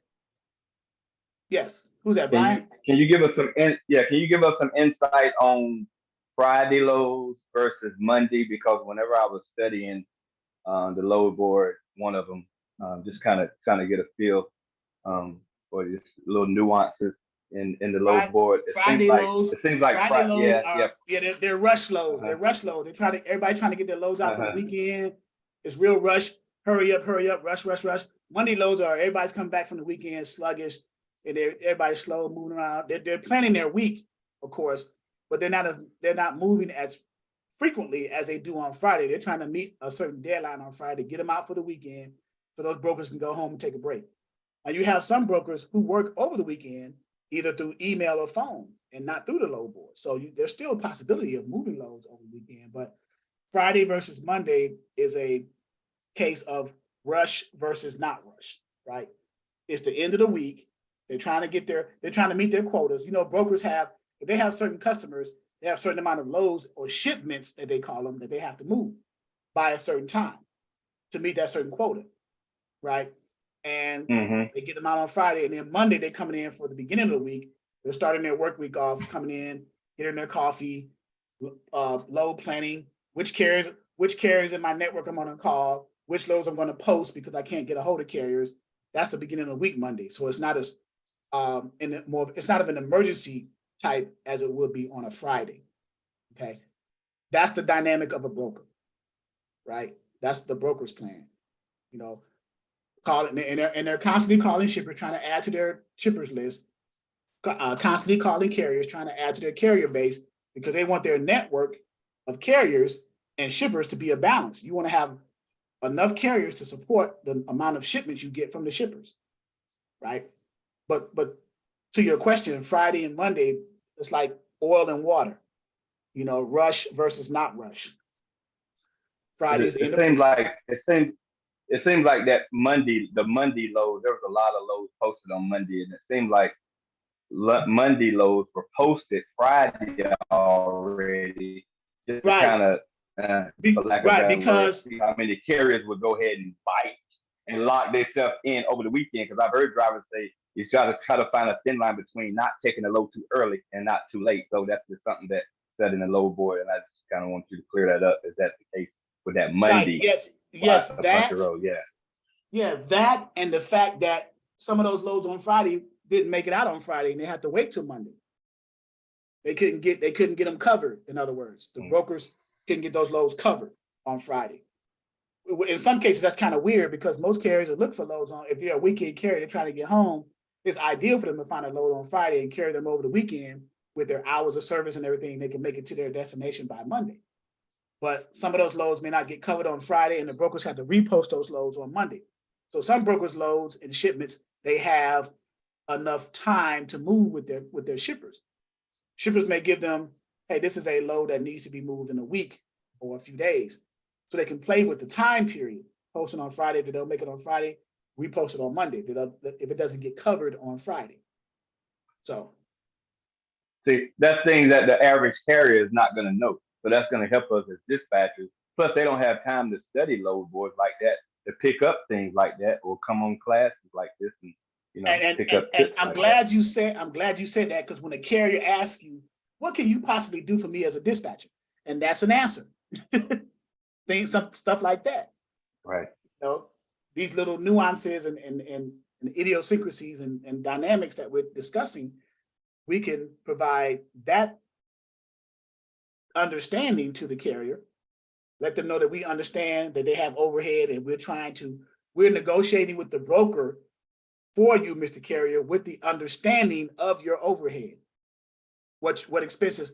We know that the number one line item expense you have is fuel, right? And we know that, and then we factor in the reason why we try to pull our percentage from the broker side, because we want you to keep as much as your money yourself. We want you to we want your net to be a higher return, right? We want your net to be closer to your gross. That's why we're trying to pull our money from the broker side, right? So these are things you can leverage when you're talking to a carrier and saying, hey, wouldn't it be nice if dispatchers can educate carriers in such a way that the carriers get out of this funk of thinking dispatchers are trying to take advantage of them? Wouldn't that be nice? Well, you can. You develop a rapport with your carrier. You can. That's your job. So how do you do that? Is education involved in that first? Of course. Yes. Okay. Because we have to make sure we're giving correct information and know what we're doing and know our craft. So I feel like dispatching, that's why I'm still in your course. It's like nursing, like you always got to stay on top of things. It's a forever changing environment. That's true. Listen, yes. What I realized is going on in the industry is fear. Fear that the broker can't move a load, the dispatcher can't move a driver, and taking whatever they can take. The power is in the hands of the broker, because he's in control of the load. When that dispatcher sees that load, he want to move that driver. And if he's not doing that calculation that we just did, the driver is going to take the hit, because 1,000 miles of driving is not easy. That driver has to be on time. He has to do his pre-trip and everything else that pertains to that. And on top of that, lose money on the back end, because he's not in control of what of the initial cost. So everybody got their hands in his pocket, and whatever he can get is what he gets.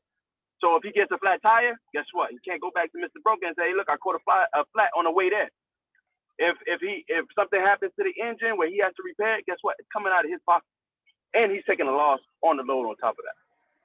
So I get it. He's got new equipment. There's certain areas you go in and you can come out with something good, but it's the dispatcher job. That's what that 8%, 10%, 12% is for, to say, hey, listen, man, I just want to make you aware that if I take you into this area, it's going to be hard getting you out of that. Are you okay with that? Yeah, you know what? I just got to get out of here. I've been here for 2-3 days. I just want to move. Now you divert that responsibility on the carrier, because now he's accepting and realize that I know I'm taking the L, but I'm gonna go ahead and agree to take this load anyway. So now what happens with the dispatch? If I move you at this rate, my money is paid. You have to pay me at the end of the week. It's coming out of your check. But I don't care how you feel. I don't care what happened on the way there, delivering or picking up or delivering. It doesn't matter to me, because I'm paid. The driver has to come to that understanding and say, hey, listen, hold on, is this the best case scenario for me to get this load? And if it's not, I decline. I kindly decline. I don't care what kind of situation I am, because even if I take this load, I'm not going to be happy taking it. Right. Yeah. See, we solved the problem with him. That's a good point. Stanley has been making over and over about the 2 days. That's big, because the guy leaves. He leaves. You say it's going to take you, let's say 500. It's 1,000 miles. So depending on the terrain, right? Drivers can do 600, 650, but a comfortable day, right? 10 hours. Let's say 550. So he can break that down into 2 550-mile days. Problem is, he's going to get there the second day around, let's say 7, 8 o'clock at night. Well, we can't get him a load that night. So that's 2 days out, and then that's 2 days back. So he's going to get back Thursday. He's going to get back Thursday evening, And he's not going to have any motivation to leave Indianapolis to get that third load, which will put him over 3,800. So he don't understand that, right?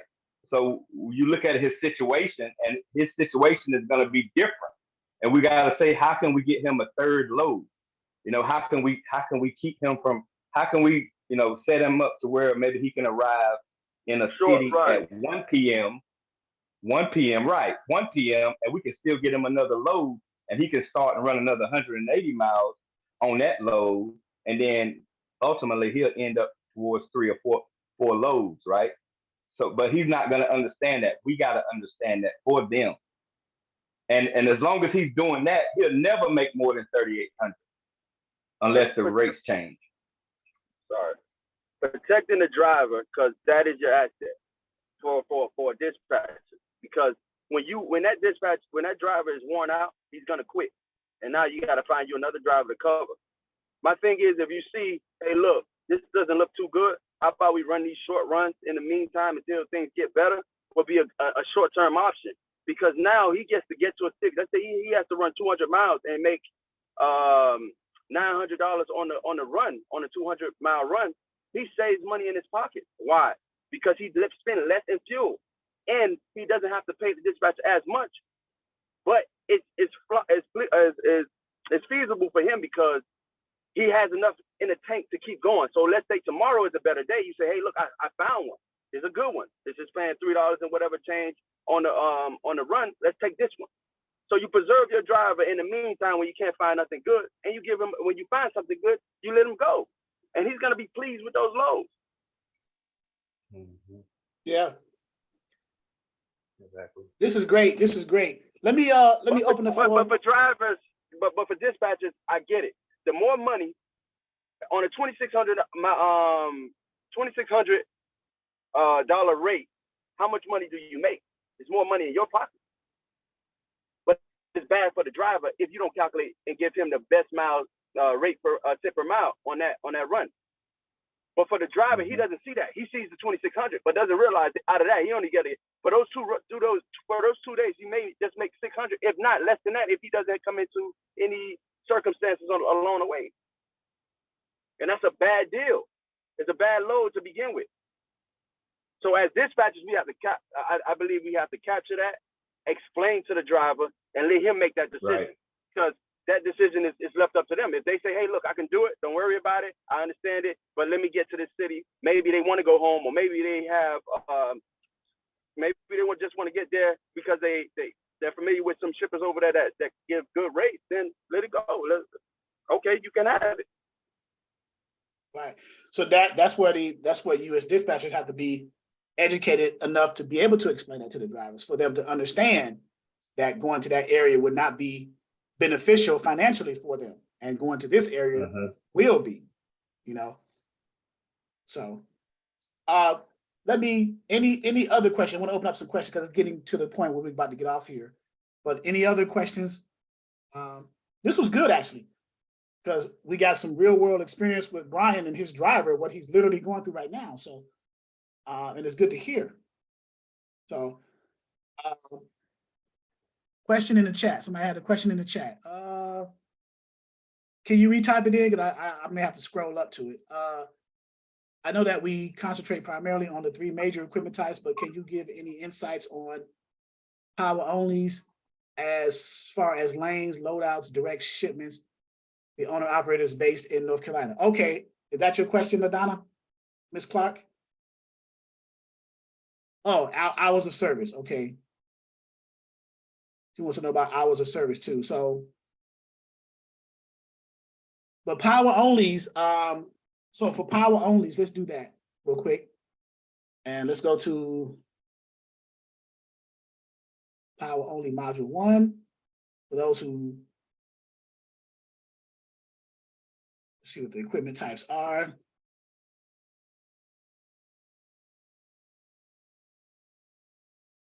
This is a power only. This truck right here, without a trailer attached to it, is a power unit, a truck, or a tractor without a trailer, right? If you drive this truck without a trailer, you're doing what's called bobtailing, okay? Power only, the type of loads you can get for a power only are, you can do dropping hooks, which is like preloaded trailers, right? You come get a preloaded trailer, you hook up to that, and then you drop it at another location for a fee.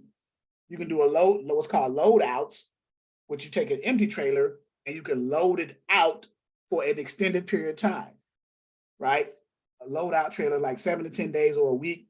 You take the empty trailer from the origin, 7 to 10 days, you use it, you load it out with freight, you make your money from that. And then at the last day, you return that trailer to another destination in the same condition, empty, that you picked it up at the origin. But in between that 7 to 10 days, you can load it out. That's why it's called load outs, and make your money. Now, you would have to have a trailer interchange agreement with the party that you're involved with, usually the broker. You would have to have trailer interchange insurance added to your policy, or your carrier's policy, I should say. That's another option. Another option is most power only carriers, if they live within a certain area, they run the ports and do what's called intermodal, right? They pick up a chassis and they grab a container from the shipping lines in the ports. For those of you who've done ports before, ran ports and did intermodal, you know that process. You can grab a 20-foot ISO box, a 40-foot ISO box, or a 53-foot ISO box. Those are just the regular containers coming off the ships, right? Or you can grab them coming off the rail cars. In any case, the gantry cranes offloads them from the ships and put them on the chassis of that trailer. Or if the container's on the ground, they can just grab it with what's called a reach stacker and grab it and put it on the chassis trailer. And the carriers will have to run it intermodal. And that's what's called, those are last mile runs or short runs, what's called drayage. DRAYAGE, drayage. Those are drayage runs. You can work for a drayage carrier, or you can be an owner operator leased under a drayage carrier. Okay, so those are some of the options for power only types of carriers. So if you get a carrier with a specialty equipment type power only, they can run loads like that: load outs, towaways, intermodal, dropping hooks. So is this a little different as far as what, Didi? As far as the power onlys? I'm not sure if you're asking. If you can unmute yourself, please. Asking as far as like dealing with, I know a few power only, and I want to know, like, is containers and chassis a lot different than dry vans, and get them loaded with that? Is it different? Loaded? There is a different in that dynamic, but the chassis are like, the chassis trailers are just as long as a regular 53-foot. You have 20-foot trailer type chassis, and you have 40-foot and 53-foot type trailer chassis to put the different styles of containers on. Now you could put easy to find on the load board. They are. All you have to do on a load board is just look up loads for power only. Where are you located? Indianapolis. Oh, you in Naptown. Okay, so yeah. we'll go Naptown. I used to live in There's a lot of ones that go into Chicago, and those are a lot of containers. And the drivers that I know that are power only are in Chicago, so that's why I'm like, probably will be working with those a little bit more than dry vans and stuff. Okay, so I'm looking up power only Indianapolis, and I'm put anywhere just to get some loads out of here within 100 miles of Naptown. Okay, and we got 1,568 results for power only coming out of Chicago. Going anywhere, not to us. You said going out of Indianapolis. You said going to Indianapolis specifically to Chicago? Well, the drivers that I have are in Chicago. The ones I know are in Chicago, and they'll go wherever. Right, because Indianapolis to Chicago is not that far. You just take 69 north, 69 south. Yeah. 65 north, yeah. Yeah, most of them will be out of Chicago, because there ain't really that many loads so far that I've seen that was out here going anywhere that was good. So we can change Indianapolis to Chicago, Yeah, and then, but it's not that much of a deadhead. So it'll show Chicago, because it should show Chicago, because I put a 100-mile radius. So Chicago is well within the 100-mile radius from Indianapolis. So I can leave it the same. It's not going to change anything. okay, that's fine. Yeah. So and then we go down here and look at the power only loads. Now, where do they want to run anywhere, just as long as they can get some decent pay. The And runs, yeah. so we got one 1600 right here, power only. The first one, 16.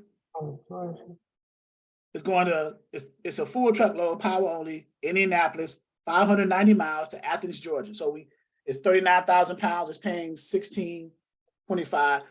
You got to open it up to see what type of load it is, and it doesn't show here. Normally in the comment section, it'll tell you what it is, but you probably have to call it broke. It doesn't have commodity. It doesn't have any comments. So you got to figure out what it is. You know, it's 39,000 pounds. It could be a preloaded trailer. It could be picking up from a port. So you got to have your driver has to have UIIA or run under the UIIA of the broker. And then the driver has to have a SCAC or the broker has to have a SCAC code. And then the driver has to have a TWIC card. What does all that mean? What is UIIA, SCAC, and TWIC, right? I have no idea. I was about to. Well, I'm sorry, that's rhetorical. So UIIA. I started working with them because I told them, let me get familiar with the containers and stuff before I even think about doing that. Like, I put a lot of people on hold for the fact I'm not sure about containers, and they're more closer to the containers out there in Illinois and Chicago. So UIIA is the permission for drivers to access the ports. It literally stands for Uniform Intermodal Interchange and Facilities Access Agreement. That's what it stands for. It is a credential to give carriers and brokers the ability to access the ports. So you go to Google, and it's right there. Uniform Intermodal Interchange and Facilities Access Agreement. That's what it stands for, UIIA, right? That's the credential you need to connect with different shipping lines to be able to pull containers from ports, whether they're containers coming off of ships or whether they're coming off the rail lines, the rail cars, okay? So, and you have to have a SCAC code, Standard Carrier Alpha Code, which identifies a particular carrier because they may have multiple assets, multiple trucks. But one code represents the company. So you can have truck number 2, truck number 7, truck number 8 coming in under the same SCAC code representing the same company. That's all that means. Standard Carrier Alpha Code.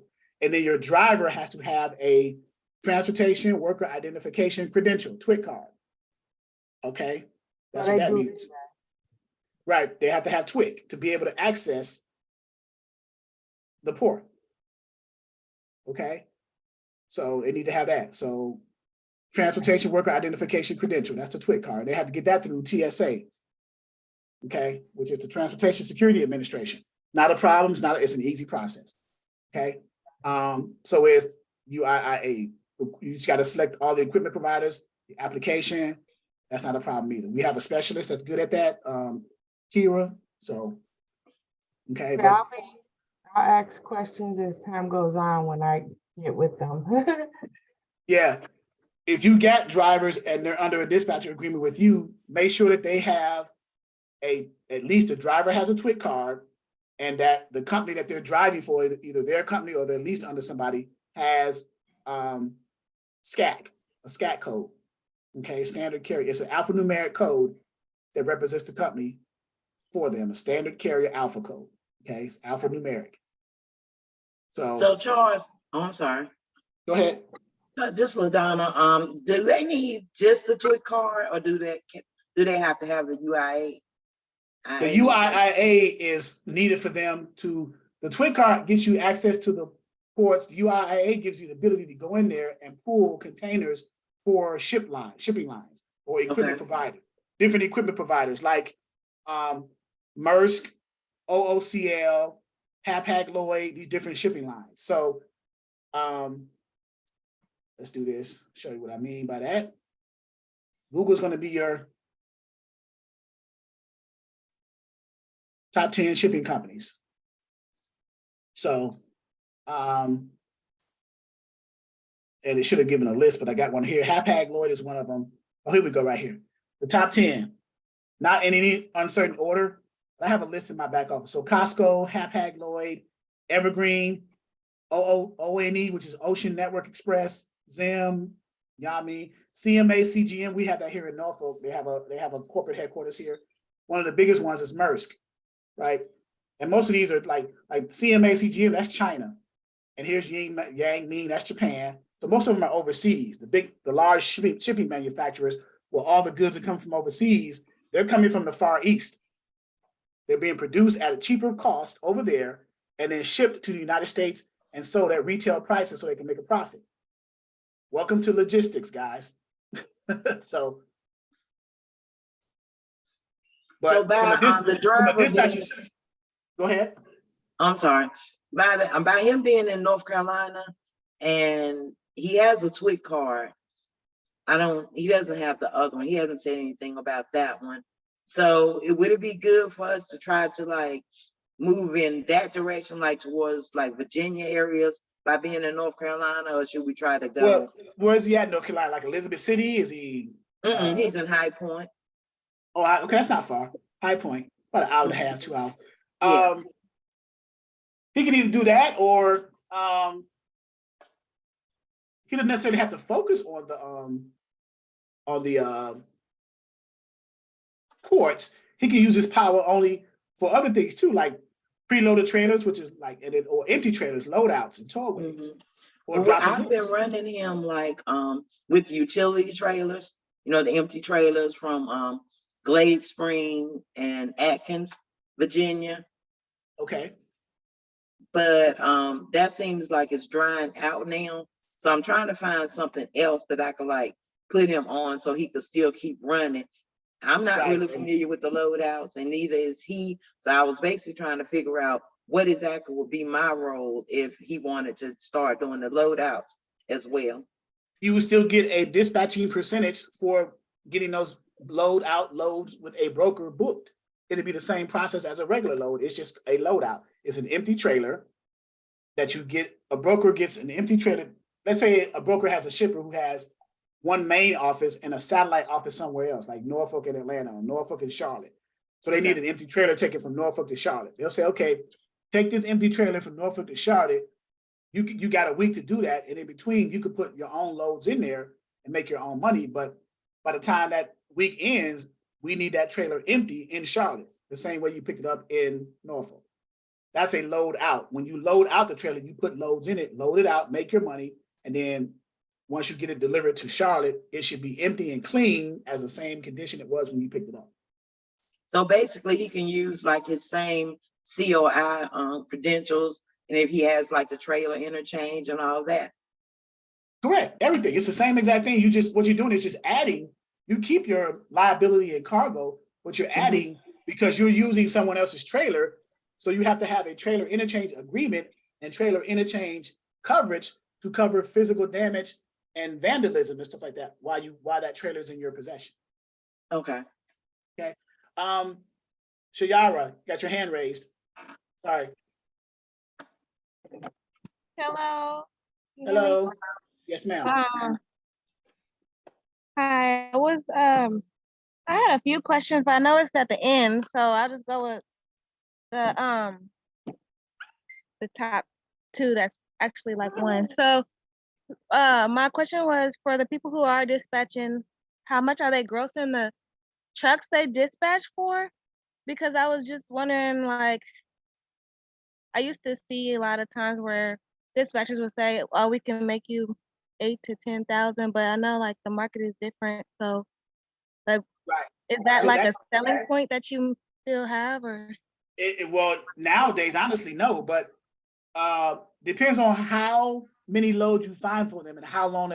So how much you gross in the truck? How long does that truck want to run? How long does that driver want to drive? Are they driving 2,500 to 3,000 miles a week at a certain cents per mile? You could do the numbers like that. So if you got a driver that's willing to, let me share my screen real quick with this calculator. if you have a driver that's willing to do over the road, right, 2,500 to 3,000 miles a week. So let's meet that in the middle then. 2,500 to 3,000. What's the middle? 2,750 or something like that. 2,750 miles, and your driver has a dry van, flatbed, or reefer. Depends on the equipment type. Will determine what they want cents per mile. So let's say your driver has a dry van, and he wants $3 a mile, which I doubt in this market right now it's going to happen. But I'm just using an example. $3 a mile times $3 a mile. So that's that, and he's running 2,700 miles a week. So that's $8,250.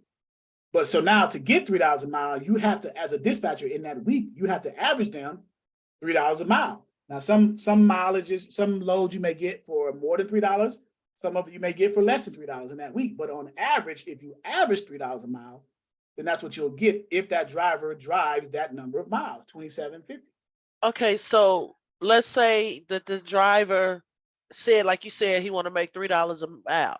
But the way we position that when we're talking to the driver, you're saying, is to say, well, I can't guarantee every load is $3 a mile, but I can probably average you $3 a mile per week. That's correct, and you bust your tail doing that. Okay. But the first thing you want to do is honest and truthful. You want to let them know, like, look, this market may not dictate $3 a mile for your equipment type. Okay. I can probably get you closer to 250 or 275 max, right? So with that being said, 275 max, how many miles a week do you on average drive? Well, I don't drive no more than 2,500 miles a week. Okay, so if I can get you 275 a mile and you only drive 2,500 miles a week, you're going to gross almost $7,000 a week. Driving at 2,500 miles and me averaging you $2.75 a mile. Average means sometimes it's higher, sometimes it's lower. Okay, So, thank you. So what would be the selling points to get the drivers to sign on? Well, honesty and hard work and transparency and communication. You might want to write those down. Yeah, and he gotta want to drive too, because a lot of them don't want to drive. What they get a CDL for in a truck? Well, some of them been driving, but just getting tired of, because I used to drive. Sometimes you get tired, sometimes you get tired of these rates being down forever. You got expenses. You almost want to shut your company down because you're not making enough money to substantiate your expenses. Your overhead is more than what you're bringing in, your revenue. Yeah. So if my overhead is more than my revenue, I'm going under. I'm not going to last long. Yeah. You know what I'm saying? So. Question. Yes. Charles, if you're using the carrier's MC, right, and he has over a year, 2 years, is it okay to sign him up with instead of trying to use a spot market, get other contract loads using his MC? With his permission, of course. Yeah. So yes. Then you don't solely have to rely on the spot market because there's other brokerages. You got private load boards too. So you get onboarded with these brokers who have private load boards, like the Werners, the Landstars, the Coyotes. They have private load boards with only their loads, with their shippers that you can move loads. So your driver has to already be onboarded and approved carry with those brokerages in order to get access to their private load boards, but you're only running their loads. So you can run their loads for the line haul, but then you can use the load board, the spot market, to find your back hauls. Yeah, because there's better rates on those private load boards if you can get in. So that's why I mentioned that. So, I don't know if the listeners are aware. That is true, because they're better because they got direct carriers in their network that they're relying on. So they're gonna be willing to kind of come up off of those. They're gonna be willing to negotiate their profit margin to give more of their profit margin back to the carrier to run their loads under their private load boards, because they're satisfying their specific customers under their private load boards. And you can also negotiate dedicated lanes where, of course, you're gonna get more per mile on those as well. Of course, dedicated lanes means consistent freight picking up the same location, delivering same location all the time for a specific rate. It's almost like contracted rates. Correct. Spot market, you go from spot to contract with a specific broker that's dedicated.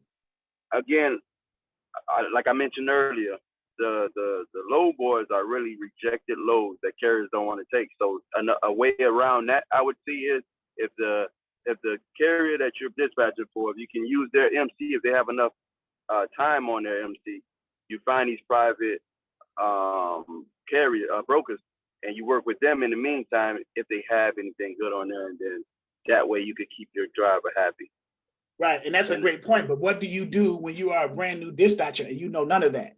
You have to start off relying on the spot market first to get educated and get to that point. And then once you get in a good relationship with a good broker, then you phase into that. I just wanted to point that out because I hadn't heard it being mentioned. So I just wanted to let it be known that it's possible. It's another avenue you can target. You definitely can. That is certainly true. Yeah. Very good. I appreciate that. What was those 4 things that I said? What I say: hard work, honesty, communication. When you're selling points to the carrier from a dispatcher's perspective.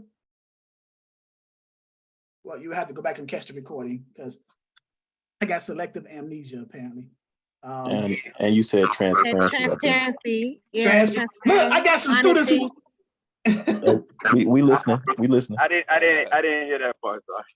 So selling points, because someone asked a question as a dispatcher, what would be some good selling points to the carriers, right? So we said honesty, communication, hard work, transparency, right? So yeah, very good. Those are good selling points from a dispatcher to a carrier. How about that load on the back? Knowledge. You want to have knowledge of the industry, so. Okay. All right, guys, we are, thank you for your questions. Thank you for the real world experience, Brian. I really appreciate that. And Stanley, thank you for a carrier's perspective. Absolutely. We have other carriers in here, of course. But yeah, honesty, transparency, knowledge, and okay, hard work. Shayar, you kind of mixed the word hard work and knowledge up, but I get what you were saying. Hey, Mr. Monday. Yes. Real quick, can you just, I think load on the back might help my guy too. Do you see how much stock do you put in that? Do you think we should put on that as a way of not necessarily getting paid that week, but ultimately over the course of a month, getting maybe what, I guess 2 or 3 more loads that way over the course of a month, $6,000 or $7,000 to put a load on their back Friday? Going into Monday, deliver Monday? Yes, sir, possibly. Okay. Yes, sir. You got it. All right, okay. Yeah. That's another You got it, option definitely. for him too. Yeah, and you want to kind of deter him from going back to Denver once he gets out of there. Because Right. he goes over there again, he's gonna have to pitch a tent or something. Because he's gonna be staying there for a few days unless he deadhead somewhere else. So yeah. Yeah.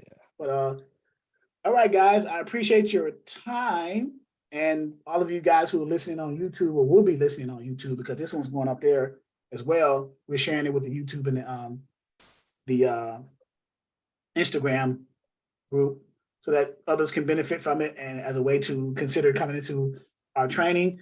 We also announcing starting tomorrow, we are having a 50%, because I don't know, I think we have some guests in here today. But we're going to launch our 50% sale for ongoing training for both the broker and the dispatching side from now until I think through Mother's Day, I believe. And I spoke to my team about that. So another special to motivate people to come in. So and provide this service so you guys can grow together. So thank you for your time. I really appreciate it. Our next live Zoom training outside of this, your access to the portal will be, let's go to our Zoom schedule. It'll still be in the month of April. It's the 4th week. We usually have every 2nd and 4th week of each month, 3 days in those weeks. So we go down to our calendar here of April on the Zoom page, and it'll be Sunday, the 23rd at 11 a.m. It's usually, we canceled the one on the 9th because it was Easter. We had the Wednesday one, and we're having the one today on the 15th at 12 noon. The next one will be the 23rd at 11 a.m. This week in the middle, I'm going to be busy recording television commercials and all that stuff for the Exodus Logistics Learning Center and stuff with our local news channel here, Wavy 10, in the Norfolk, Virginia area, doing commercials. You'll see that coming out pretty soon. So, Congratulations. thank you. I could have done it without you guys. So I always give credit where credit is due. This platform would not exist without the students. So that's a slice of humble pie. Well, it's the whole pie. So you guys, I would not be who I am without the students. You guys joining and trusting my insight and information and taking advantage of the platform and networking with us. So I would not definitely would not be where I am without you guys. Very much appreciative of what you guys are bringing to the table as well, because you guys, we grow together. And, I'll be the first to admit that I don't know everything, but I know enough. And if I don't have an answer, I know people who do. So, but you always want to be humble and honest with people and transparent and do the right thing. I always say that all the time. So, because I believe in karma and things come back on you. You want to just do right, basically, right? You don't gain anything by doing the other way, so it's just, it is what it is. And I try to help as many people as you can. If you are in a position to help someone, please help them, okay? You don't know how far that's going to take you. I've been down the road where I've helped someone and I can't tell you enough how much it came back to me tenfold. So if you are in a position and you can afford to help someone, not necessarily financially, but just with a kind word or some knowledge, or just helping an old lady across the street or whatever, right? Just help someone. You'll be surprised how far that'll take you. So I'll get off the soapbox for now, but thank you. All the new members, I appreciate you joining. All the guests, I appreciate you coming in that I invited.